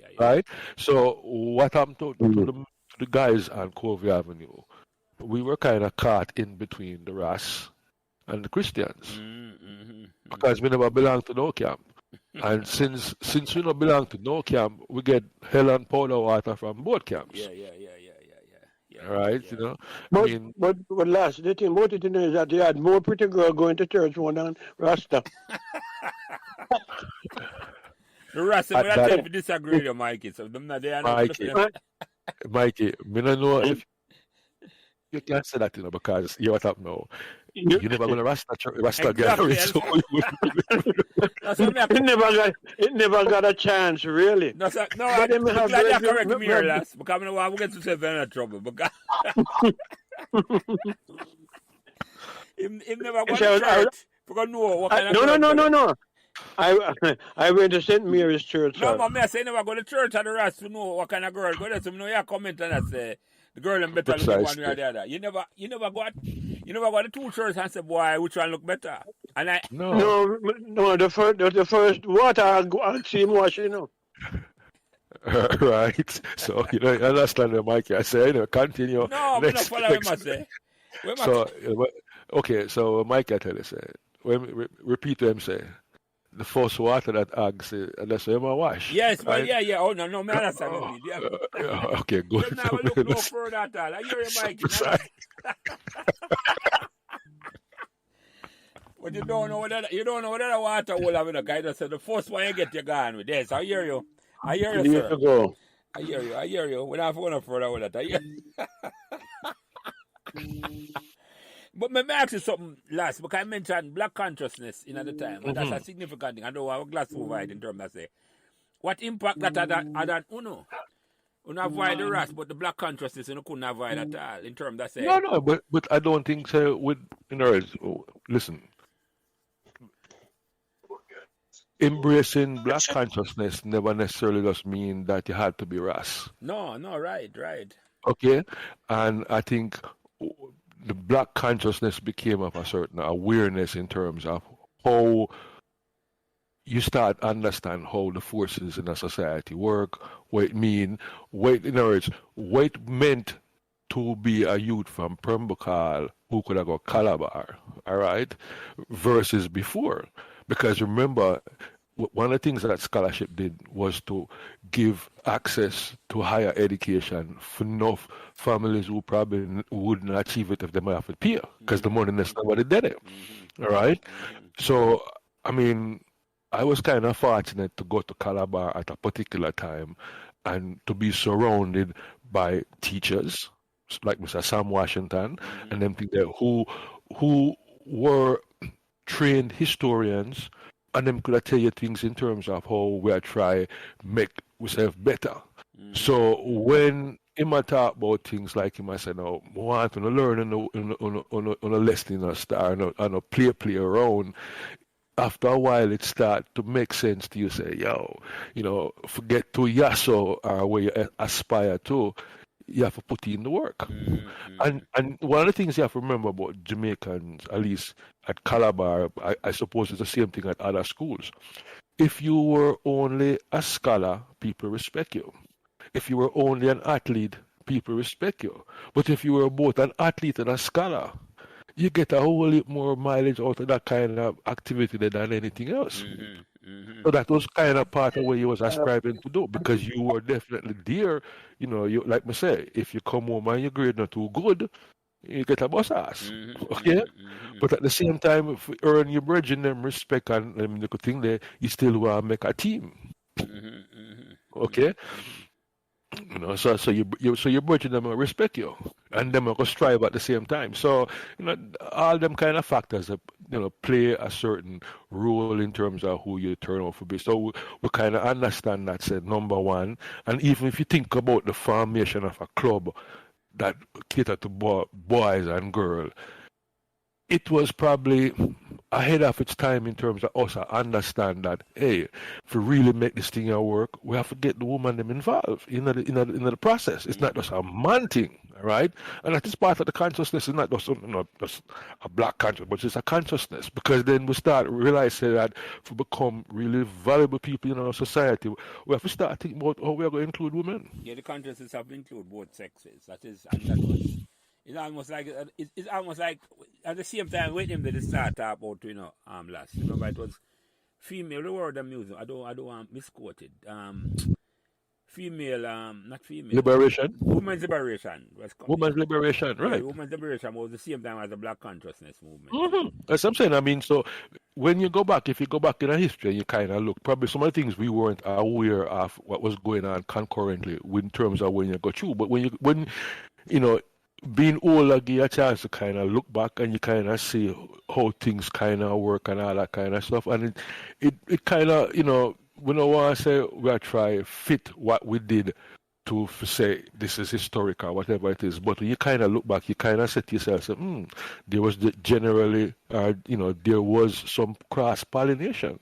Because, in terms of us dealing with women then, whenever we don't see them as some data that we look at like a piece from and them look at thing the star, we see them as genuinely friends that as equal as part of the consciousness movement. Yes. Yeah. I mean, people like Mikey was asked about church thing, but Mikey forget if Mikey forget say that even at in church, right, that even in the youth group that the minister them used to farm, them had women in leadership position. It was a transitional time, last. All I can tell you is say, when you come of age and the most transitional time in a Jamaica, I think, in the same thing. The most transitional. No other. Yeah, go ahead, Mikey. No, me, gentlemen, I say it's definitely the most transitional time in Jamaica. Yeah, man. Now, Uno was a little older than we, and we come after the transition. It start and in process already last. But we are telling you, it's like Uno create the transition in a sense, or help to move it forward for the generation.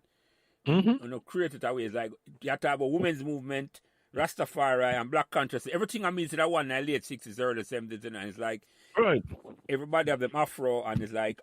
I remember man used to plot up the mirror even time because they want to have the biggest afro when them go to school. Absolutely. And next week, you see 1 week a man in a soul, and the next week a man change and in a rasta. And say, them switch there. Yeah. Let me ask you. Yeah.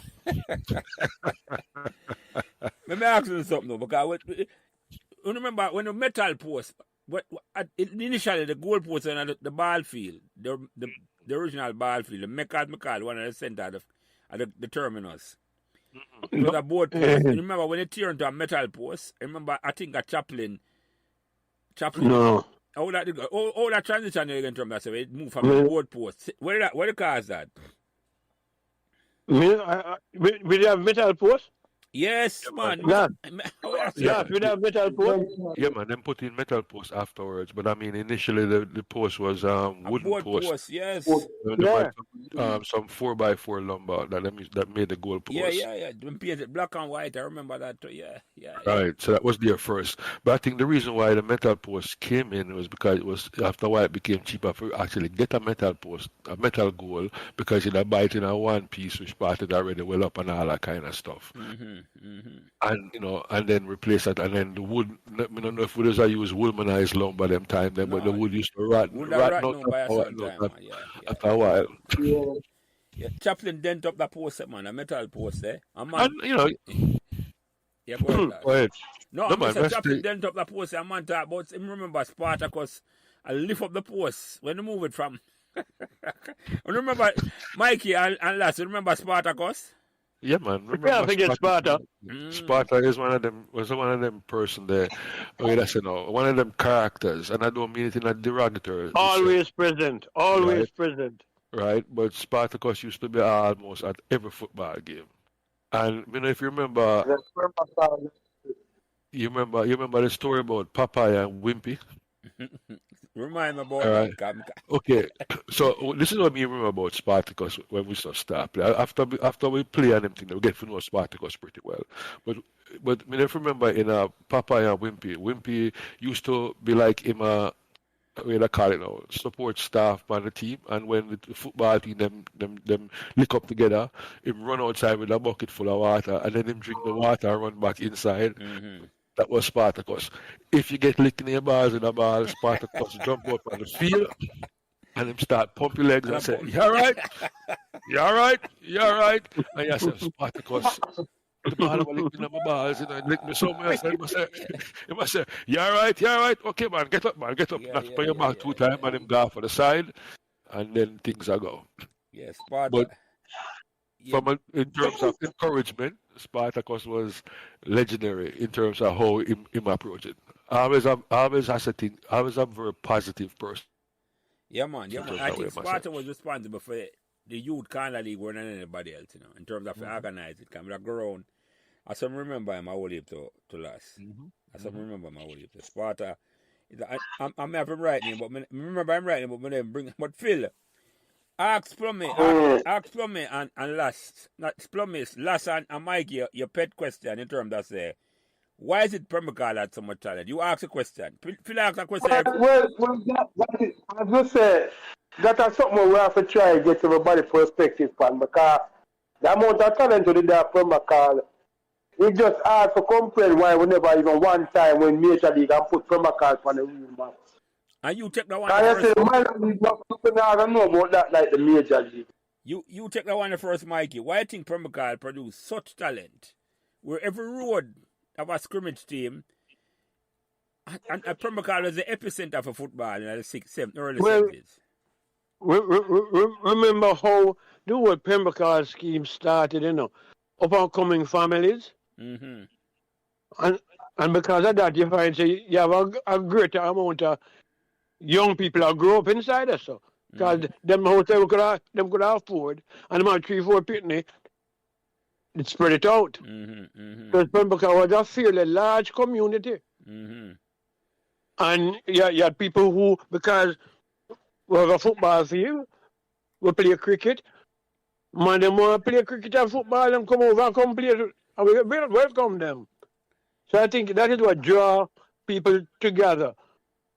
But I think the question Phil asked Mikey, and after you answer, Lascelle can take this. Why is it we never produce a success, even a community like Harborview did produce? Okay, so let me take the question as well, because I know a man who live at Harborview and who was involved with Harborview building a football team to represent, to which part them had people like them end up, remember I said that Harborview, one of the first footballer the first club to get transfer fee in Jamaica was Harborview. With Bibi. with Bibi.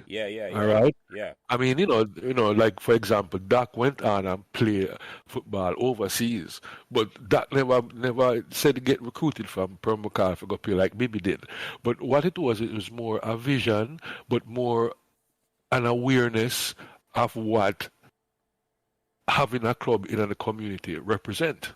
So whereas we had different soccer teams, all right, in Pembroke, we never really towards the latter date we really had somebody who would have step up and says, we have a vision that we would like to have a quote unquote a football team represent Pembroke, and the football team will come from different man from corner leagues. So you might have a man or two from Elfred, a man, 3 or 4 man from Patosia, and that kind of stuff. All right, but we never really had somebody with that organizing talent and understand how soccer was to go. Look on Harborview and the Zady boys and the Bells. Okay, so just like our Pembroke, the community came in, right? The same thing happened over Harborview, but I guess I don't know if being so far out of town forced them to kind of be a whole lot more organized than we were. Although technically we did all Palm Boulevard down on the bush. Yeah. All right, but it seems as if in my mind we just never did have that person who had the faith of all the other people who understood and could have come and say, gentlemen, this is the vision that we like to get to the writers of this target, and this is a vision how we are trying to do it.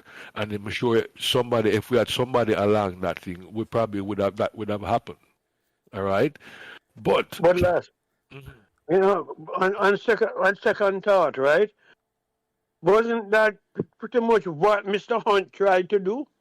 That is part of it. But remember, I said, in Mr. Hunt's case, what Mr. Hunt was doing was more trying to fulfill the vision of, SDC, right, in terms of building club like ours, right? And, him try and him would probably do something like that in a Pembroke. But then again, as we move further into Pembroke itself, like you said, so we have the Christian them and we have the Ras them and all that kind of stuff. We never really have nobody to kind of bridge that gap there that would have a certain amount of cachet with both of those people plus the rest of people them over there. All right, and so like we say, it is unfortunate to answer any question. Enough talent was there, but we just never really have that. I guess by the time somebody come along would do that, we start lose people to immigration. I take your point, last. I'm going to raise it to a level where I'm going to say to this, to make your point. Because it's my personal view. Me think say leadership have a way for a team a win more than anything else. I'm going to go to the West Indies cricket team, the great team of the 1980s. Me I say when Clive Lloyd come along and harness the man into a leadership thing, that West Indies team became successful. Yes, but me have a little film that me I watch called Fire in a Babylon. You ever watch that yet? No. I will probably put up a copy on see if I can get a copy on Pembroke Memories and you can watch it. And it talk about that. And you're correct in terms of Clive Lloyd.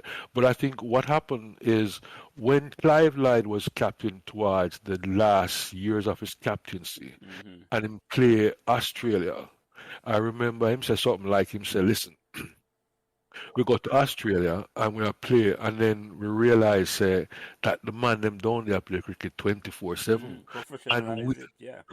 and we were basically amateurs. So as a matter about him say, he remember when Tommy Thompson bowl a ball after Gibbs, and Gibbs said, "Wait, man, you mad? Me a family to take care of, understand?" Jeff Thompson, okay. Jeff Thompson, yeah, right. So that was kind of it, and.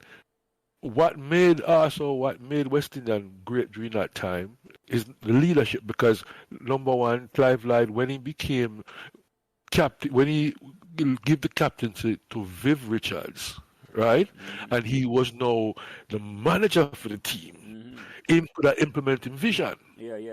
It was a right? it's like what I'm called a transitional a year apparent moment. Yes. Not to remember the music and management term. It's like Right? a Yeah. So succession plan. Succession plan. right. Yeah. And then no, the fact is that people forget, the first time when West Indies start playing at Kerry Packer cricket, down in Australia, the man them used to laugh after we had say how come it's like we take this thing off a joke. And Kerry said, listen man, you have to understand, cricket is not a thing where you come play on a Sunday no more. You have to practice Monday, Tuesday, Wednesday, Thursday, Friday, and you have to go gym and you have to work out and you have to get fit. That's at the time And when they one apply the physio last. Dennis ah Lear, yeah.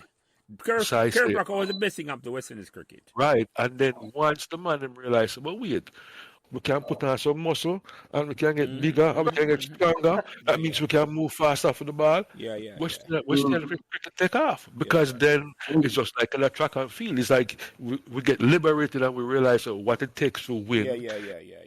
Right. So now the man them I say, okay, so when we went to like England and talk about, we're gonna beat up them boy and send them back to West Indies and the man Tony Gregg said, man, West Indies some gravel. and when the man them lick him in some bounce at the blows and stretch him off and take off on the field. Yeah. The professionalism, man. But the leadership have a whole for doing it, man. So just to come back to the Pembroke question, I think that live with them leadership. And sometimes you're blessed with good leaders, and sometimes your community just do have the leader or take it to a next level. I mean, yeah, go on. No, you go ahead. No, I mean, it even got to even on a country level, you compare Jamaica with a country like Barbados, and a one comparison I'm going to make, you look and say, the foreign exchange rate for Barbados compared to Jamaica, you say, Barbados have a different vision for them place. It's a smaller country, yes, but when you look at how Barbados hold them currency at a certain level, Jamaican politicians didn't have that discipline there at all. Jamaican politicians still do have a discipline there, but right. So anyway, it's a difference. But I mean, you have to remember at one time, Barbados was the jewel of the Caribbean in the sense that they had the highest literacy rate in the Caribbean. But I just want to mention that Jelena realize it's like when you're old, let's talk about 2030 Jamaica first world. That's why it become a first world country when more than half of the population not educated. Yeah, you see what I say? Not Barbados. Education is the only thing. Yeah, but the man, they're more intellectual there. Because it's only an educated society can be a progressive society, Yeah. Why do you think so much darkness exists at Jamaica? All the people are not a certain level of education, we allow them to think with intellect and understand so certain things is a must if we have a progress forward. Yeah.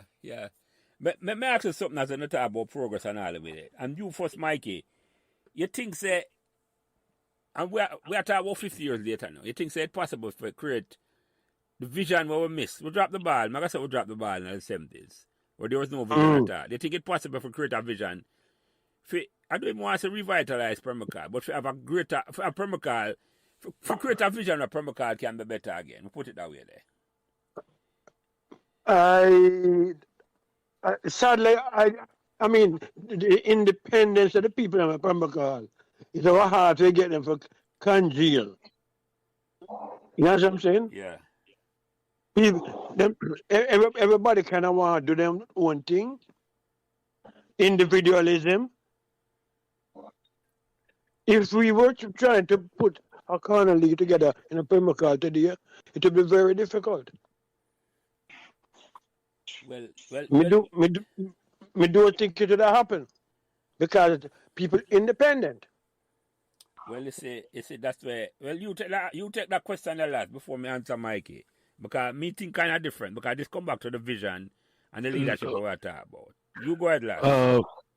Well, me I gotta say, me don't necessarily agree with Mikey still because I think people are always individual, but like anything else in terms of organization, it is what am I offering you to become part of this? What is it that you're going to be getting out of this? All right. But like you say, for us, for try and revitalize Pembroke, it is possible. But the problem is we have to go get some people who are willing to put in 3 to 5 years to come up with a good plan and forget the plan they have to ground in terms of where you want to go. All right. So the question is, if you want to create, like me, your man talk about some of your presentation, a football thing, that is just one area. Yeah, But yeah. like Jelly just said just now, I mean, ideally, if I was to put together a program like that right now, where I would have start with the youth and I said to them, say, well, listen, if you are come kickball with us, we'll have one condition. You need to go to school and do well in your lesson. Because it don't make no sense that you kick ball and you're good in a high school, but you don't get no O levels or no A levels because you can't get no work outside when you get out there. And All right? if I'm a kickball and that's a 90-degree angle, when him go get a contract, him can't get no game.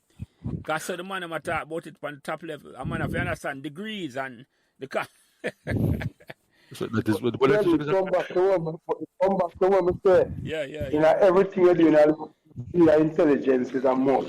Yeah, man, you have to start out. So if you're going to start out, you have to say to the youth them, say, listen, when you come and join the club, part of what you have to do, in other words, you have to create something that say, okay, all right, you come pick ball at evening time. Well, we're going to meet over the hall, yeah, so, and we're going to have a study hall, and we're going to have it Monday, or we'll have it Tuesday and Thursday, right? And you're supposed to come in Tuesday and Thursday, and you're going to spend 2 to 3 hours up at the study hall, and we're going to find some people to help you if you have a problem with your mathematics or you have a problem with your physics or whatever it is. So we basically try to get you to start things so that part of what you're supposed to do is not only excel on the football field, but you have excel in the classroom and hopefully excel with your neighbor them and all that kind of stuff, because that is what makes your leadership. It's not just what happened on the field, but it's how you deal with the people them after the game, how you deal with your neighbor them and all that kind of stuff. So it's a whole lot more involved, all right, than just, boom. And like I said, you say we might have had people that would have probably fit into those leadership roles.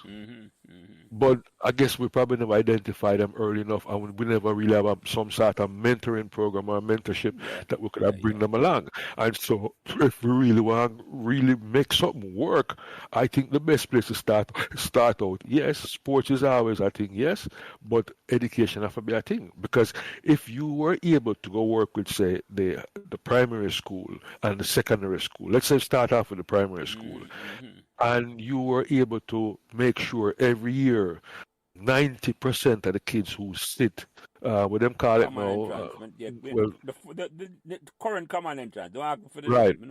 Right. Yeah. If 90%, if you were achieving a pass rate in excess of, say, 75%, even 80%, or even, make a goal at 90%, right? Yeah. But if you're achieving 65, 70%, a whole heap of people are coming for that, because that means that is a ticket towards a college, a high school. Yeah. Man, that's here I want to come from Pembroke. Come. Okay. Yeah. And so you have to kind of build some kind of program upon that, because like I said, it is not enough with us sports, because looking at Jamaica, once you get to high school sports, what is there? Know that we have, Premier League.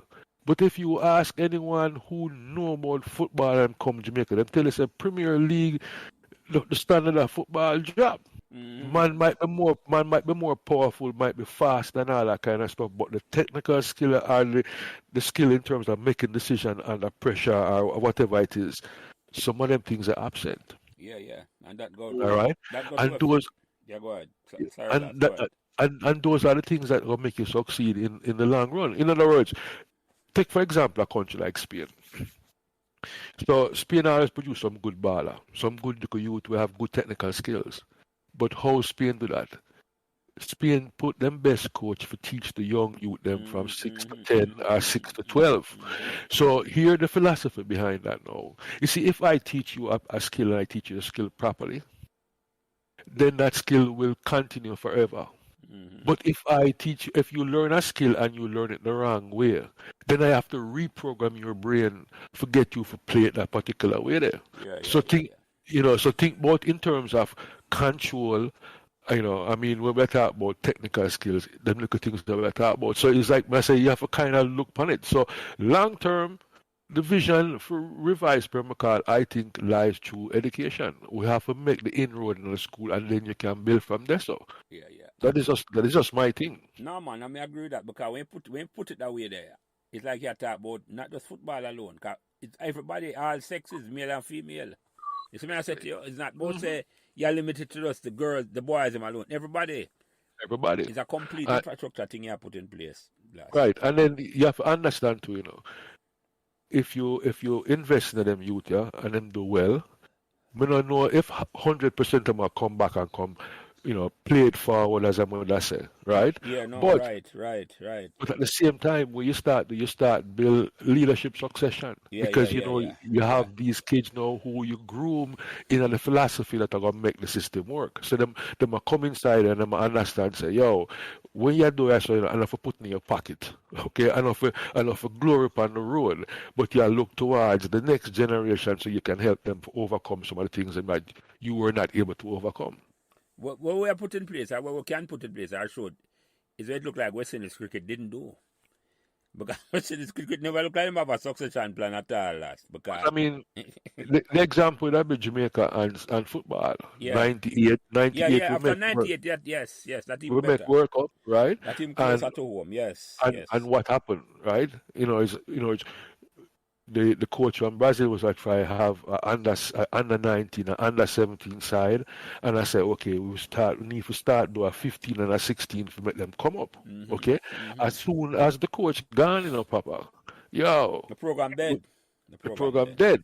And then the next thing is this now, we have this idea so that we can ramp up a program in a couple months and go perform against a team that I played together for 4 years. No, that are coming like a Corgoat match I play, and that can't work at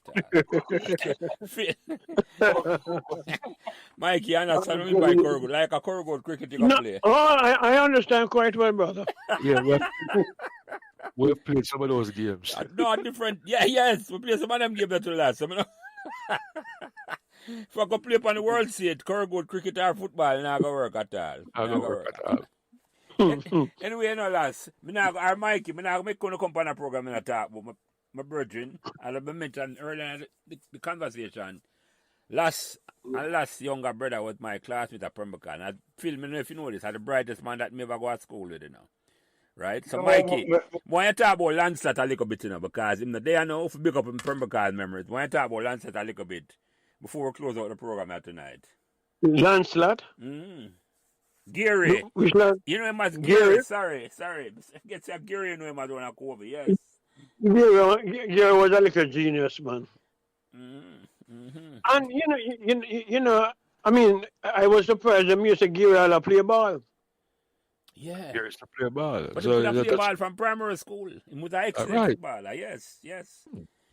Play at Coles for Calabar, to remember that, yes. Wonderful. Yeah. Wonderful, but you see, we separated a long time, but me and Plummie lockhead boy and you were gone. It's one of these things, Yeah. But then, Plummie and I always had a closer relationship than Gear because Gear was a youth who couldn't hang with me. Well, couldn't hang with me. Well, Gear a younger youth for now. Me know, so Gary do him one thing, and he was excellent at it. Yeah. All right, lads, start about the younger brother a little bit there. Come on, when are the jeans runner? I think a 39 cover when he used to live. When are the water when appearing to the given us that Gary is so bright? Well, I want to say, Gary is bright, but he was the only one that was an academic star in the house.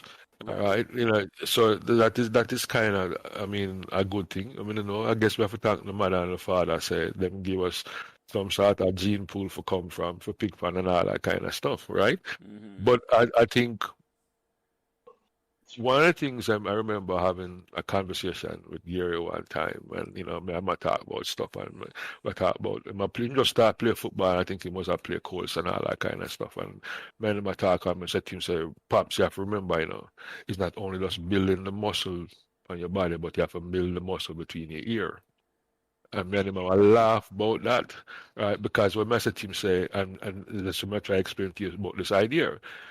For me, an ideal student at Calabar would have been one who plays sports and excel at it, and one who excel in the classroom. Yeah, yeah. So that was basically what I was a strive for. And I think that is what I was a strive for make my siblings them strive for. All right. So Gary would have been the epitome of that kind of goal. All right. Yeah. Did very well in the classroom. Gary's probably the best mathematician we know out there. Yeah, man. And did good. I'm not take hard maths from fourth form and pass it. Right, so by the time get to fifth form and pass 11 months already. So, mathematically, him see the whole thing. Yeah, man. But yeah, that might have been because Miss McLaren teaching up on the road. So, I don't know. It could have been a factor of that she teach me to Plummie. I'm never so gifted. No worries. A little more than that was yeah. That wasn't gift, brother, mama. But no, him alone. Talk about your sister them too. I think you say no, Gary alone was brilliant academically. Talk about your sisters them too. Well, I mean, yeah, my younger sister, she have a PhD in economics, and she did do very well too, and all that kind of stuff. Young, and the elder after two was doing very well. I mean, she waited for a couple of years to get into UA for medical school, and it's like the man them keep postponing it, and then she just decides that she'll just give up on that. So, I mean, we have aspirations, and I think we're kind of driven. And I mean, being the older one, my message all the time was, hey, the need for strive. All right. So that was my message, and I kind of I say I support them because I mean I always there for them in terms of that respect and all that kind of stuff. All right. But that is kind of being the elder and what kind of role you were expected to play. No, man, I'm glad I can't talk about Lancelot or Gary as you don't know him because I'm a virgin from, and I'm not there to tell him story, but some man are gone way too soon. So, we had a conversation about that. And they say, one thing I have to mention about Gary, is the humility of the man. As I said, despite the man brilliance, you'd have seen him and you'd know, say, the man gifted academically and could have played. You see me, I said to you, the humility of the man, last, I tell you.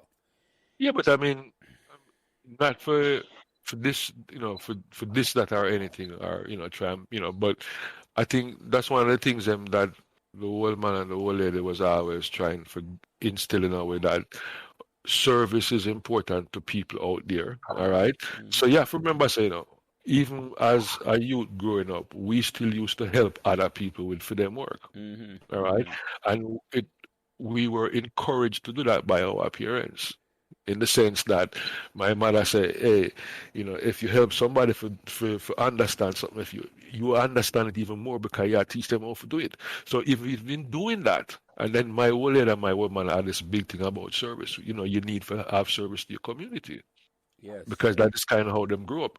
So these are things that them kind of imparted to them picnic as we grew up.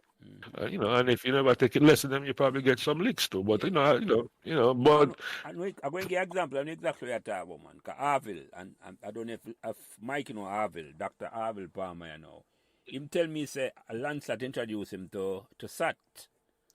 Because when I go to high school, I don't know nothing about SAT. But because Harville run Lancelot, and you see me, I said to you, the SAT exam where they take a foreign field.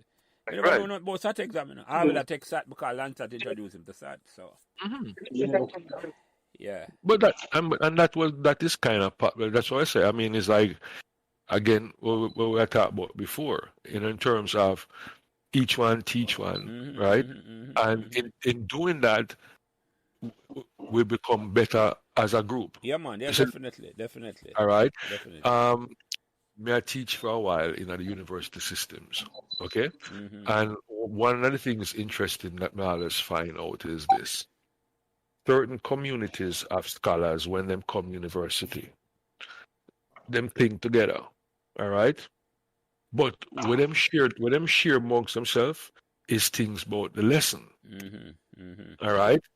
And in other communities that you're there sometimes, man and man want to share the knowledge there. Every man, some man want to hold on for the knowledge. Yes. It's a All right? Yes. Okay?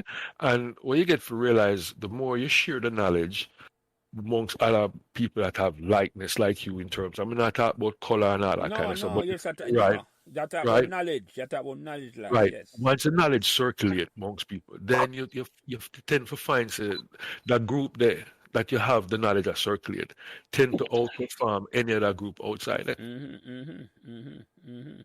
Without a doubt. Me support that one.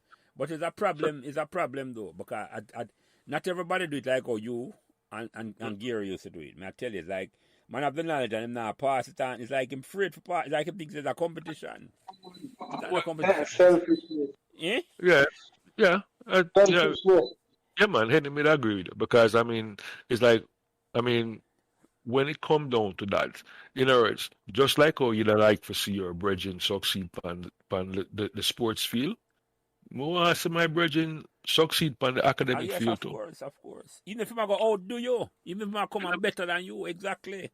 But hold on, come back to the same thing we talk about in terms of team, right? Listen to this. Enough team have a man who's a captain, but him is not necessarily the best player upon the team. They'll go back to Clive Line.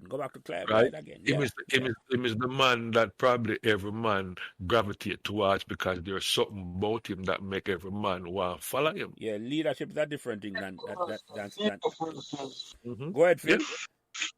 That's people first, son. Yeah. Yeah, man. Charisma. Yeah. Like Joshua.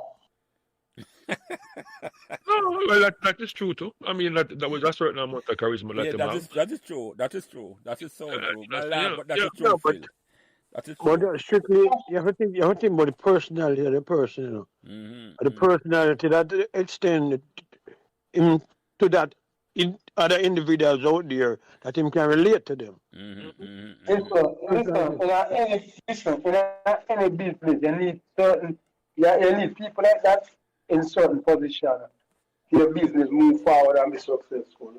Yeah, man. The man that have the people skill and the touch and the command touch him can relate to anybody. And it's a skill by itself, though, You're right, It's a skill by itself. Yeah, but it's natural. Yeah. Anyway, let me ask you the last couple of questions because this the conversation is nice. And you first, Mikey. How it make you feel? I bring up back all them Pembroke memories after all them years, after 56 years. Boy, it's wonderful, man. Wonderful to know that, we made a difference. We made a difference, because, mark you, and all of we could have come out of a house, really, And because of getting involved with the club that we had, we get involved with Pembroke in general, and with our going to Calabar, we just groove with everybody and step forward. It was a great experience living in Pembroke. Yeah, that's special place. And you last, what make you feel I bring back all them Pembroke memories after 50 years? 40 years to me, but 50 years to you. Right, kid. I'm going to spell the word OLD. That is so true, lads. You think back when you're a teenager and you're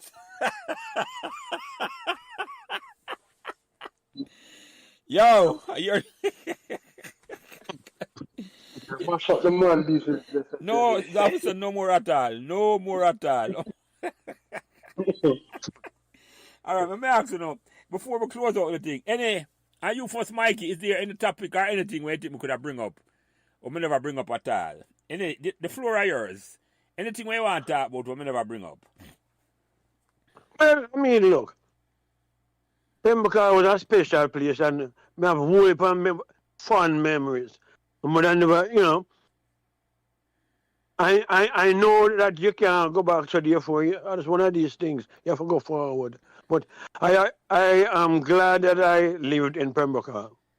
Yeah, I would second that. I definitely would second that. And you last, any question, anything to bring up? Go ahead. No, I mean, I think... Go ahead, Eddie. Go ahead, Sorry. Phil. No, we just have to trade that for the world, none of it. Yeah, that's true. That is true. I don't know. Technically, here I am, and here I'm not agree with it. No. It's like a counterfactual. We can't disprove it, and we can't prove it, right? So we don't know if we did grow up in another community, if we would get to where we are, right? Yeah. But when we look back when on the experiences that we had in Permacal and the friendships and all that kind of stuff that we made and still have and all that kind of stuff, it helped us to grow and become who we are today. All right. So it's like Phil just said, we couldn't change it for the world. I mean, think about what Permacal was when we get there, and as we get older, what we see. I would tend to agree with him 100%. I would have never changed it for the world. I wouldn't want to live in a UN or anywhere else. Permacal was it for me, and it has always remained. So, for whatever reason, I mean, it might be the combination of factors. It could be the fact that, like, for our Lance or Gary, the fact that it Miss McLaren School, then it go Permacal Primary, then it go Calabar, and you understand. Probably if it had gone to George's or another school, that might have make a difference. But at the same time, when we look and we say, yo, we still have people around us who were positive role models who help us along the road of life, understand what we can achieve and all that kind of stuff. And inspire us as well. So, what I feel? I say, and inspire us as well. Yeah. So that is part of it. So I mean, like we say, like you said, we can't really say anything but, at least from my perspective, I can't say nothing but good about Permacal. I mean, in other words, we have enough experience in a Permacal, but I think when you look on it and put them on good experience and bad experience, man, I have so much on the good side that the bad side look like a little small. That's true. Man, you were talking things says good at Pembroke. We said no, it's just a good old way the bad. We didn't remember the bad. Yeah. Oh, we can tell you about some we'll leave a little incident. So one night we go on party, all the man in Pembroke, from Covey Avenue, right? So me, Mikey, Aggie, Billy, I think Christy there with the night, Mikey. And when we come down pan Pembroke right there, so we see Alec Morris minor, Alec Morris, Aston Cambridge come out, and the license plate was KS32. Oh, Ross. No, you look like you remember that. That trigger Mikey brain. Right away. Wonder why. Yeah, we're going to tell you. So KS32 is a wide Morris Oxford. And a man in this car come out and look upon me and say, so where are you guys coming from? And him say, at this time of the night, it's only two people on the road, police and thief. And I am the police. So what does that make you boys? And we say, and I say, and we both out and say, we're going home. And him say, well, I am going to circle around here, which is under the triangle field down by your book. Yeah, right. Right, and when I come back and look, and if I see anyone on the street, you go with me over to the jail. I say, by the time my brethren drive about 20 yards, listen, man, you only hear some footstep or recede in the distance because every man reached them yard. Okay. KS32 was a certain superintendent. Former Marvally. Used to patrol. Joe Williams. Yep. Joe Williams. A little white car. Yeah, man, a white Morris Oxford, right? Used to patrol from the car all the time. One of the original bad cop from first early days, yeah. Really, you know, sir, well, yes, well, that's what I talk about.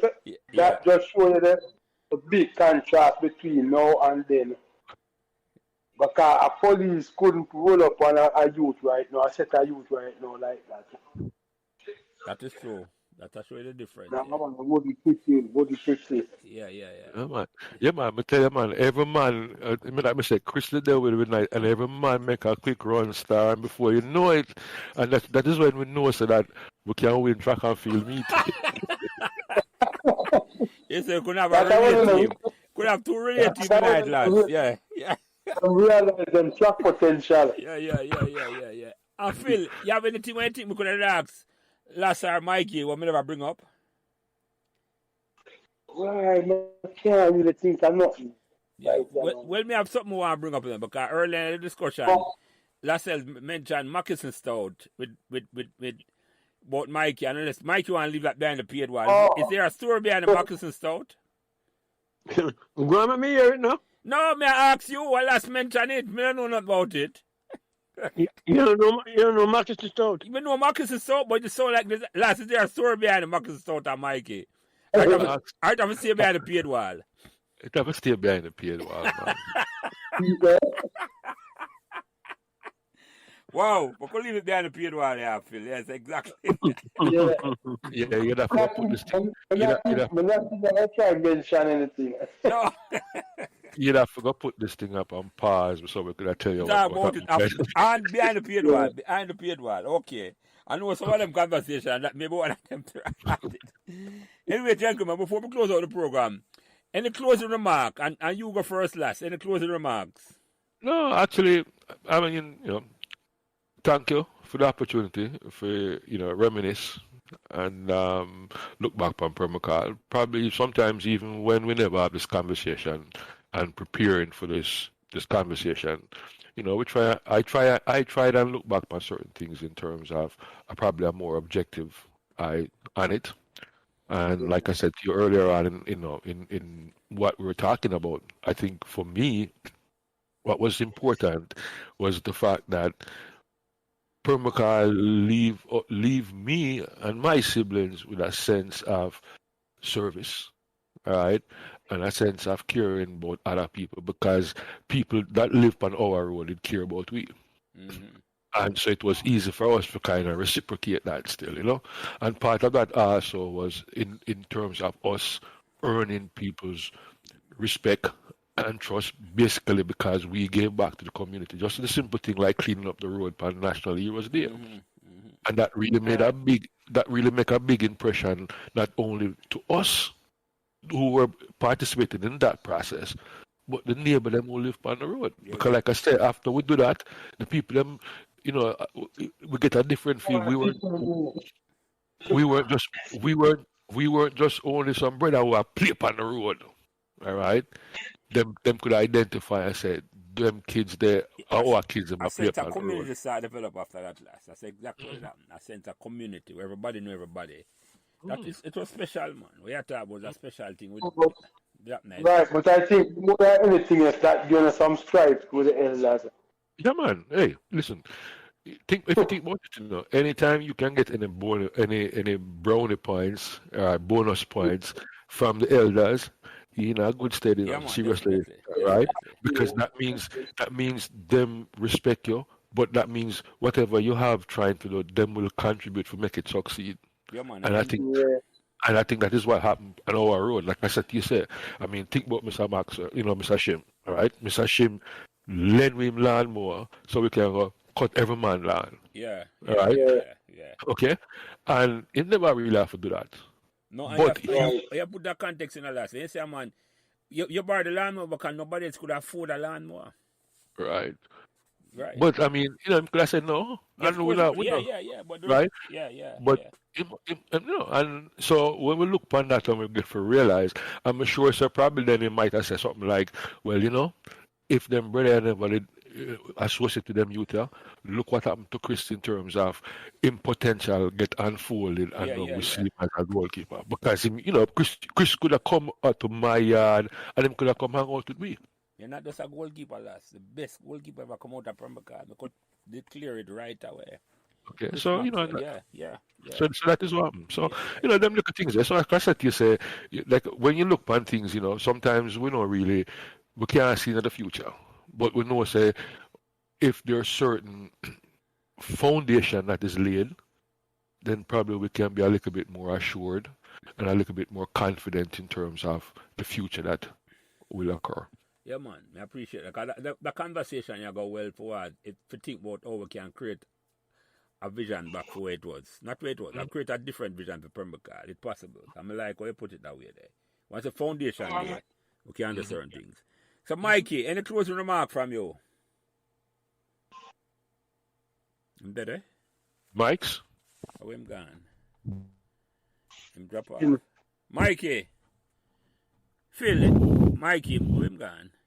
It's all right. Well, make with us, Ron. Yeah, Make with Phil, us. any closing remark from you? Mikey, yeah. Well, as usual, is another well-spent moment with the memories of Pembroke featuring Lascelle and Mikey this trip around. And I'm glad for doing it. Believe you me, because with each person, we get to learn something new. And I can't go wrong with that. But I just got to what we always say, which is why Pembroke is so special. Mm-hmm. So, I'd like to thank them for coming through tonight. Yeah, man. And I'm going to close out this program. So, Mikey, Wynter, Lascelle, Adam, the son, Philip, N.A., and in the words of the great Baba Fire, on behalf of me, Lance Prince, God bless you all. And Baba Fire, that's it. On the ball, Pembroke. That's the way I just close the program now. On the ball, Pembroke. And God bless the whole way. And God bless that great community of Pembroke to bring us together. So thank you, Lass. Thank you, Mikey. Thank you, Phil. All right, you're welcome. Yeah, man. All right. Bless. Good. Yeah, man. All right. Yeah. Yes. Thanks for listening to Pembroke Memories podcast. And remember to give us all the support you can on whatever social media platform you are listening. A special thanks to my production manager, Kyle Prince, who takes care of everything involved in getting the podcast out every week. And without him, I would not be able to do what I love doing every week, having memorable conversation about Pembroke. Thanks.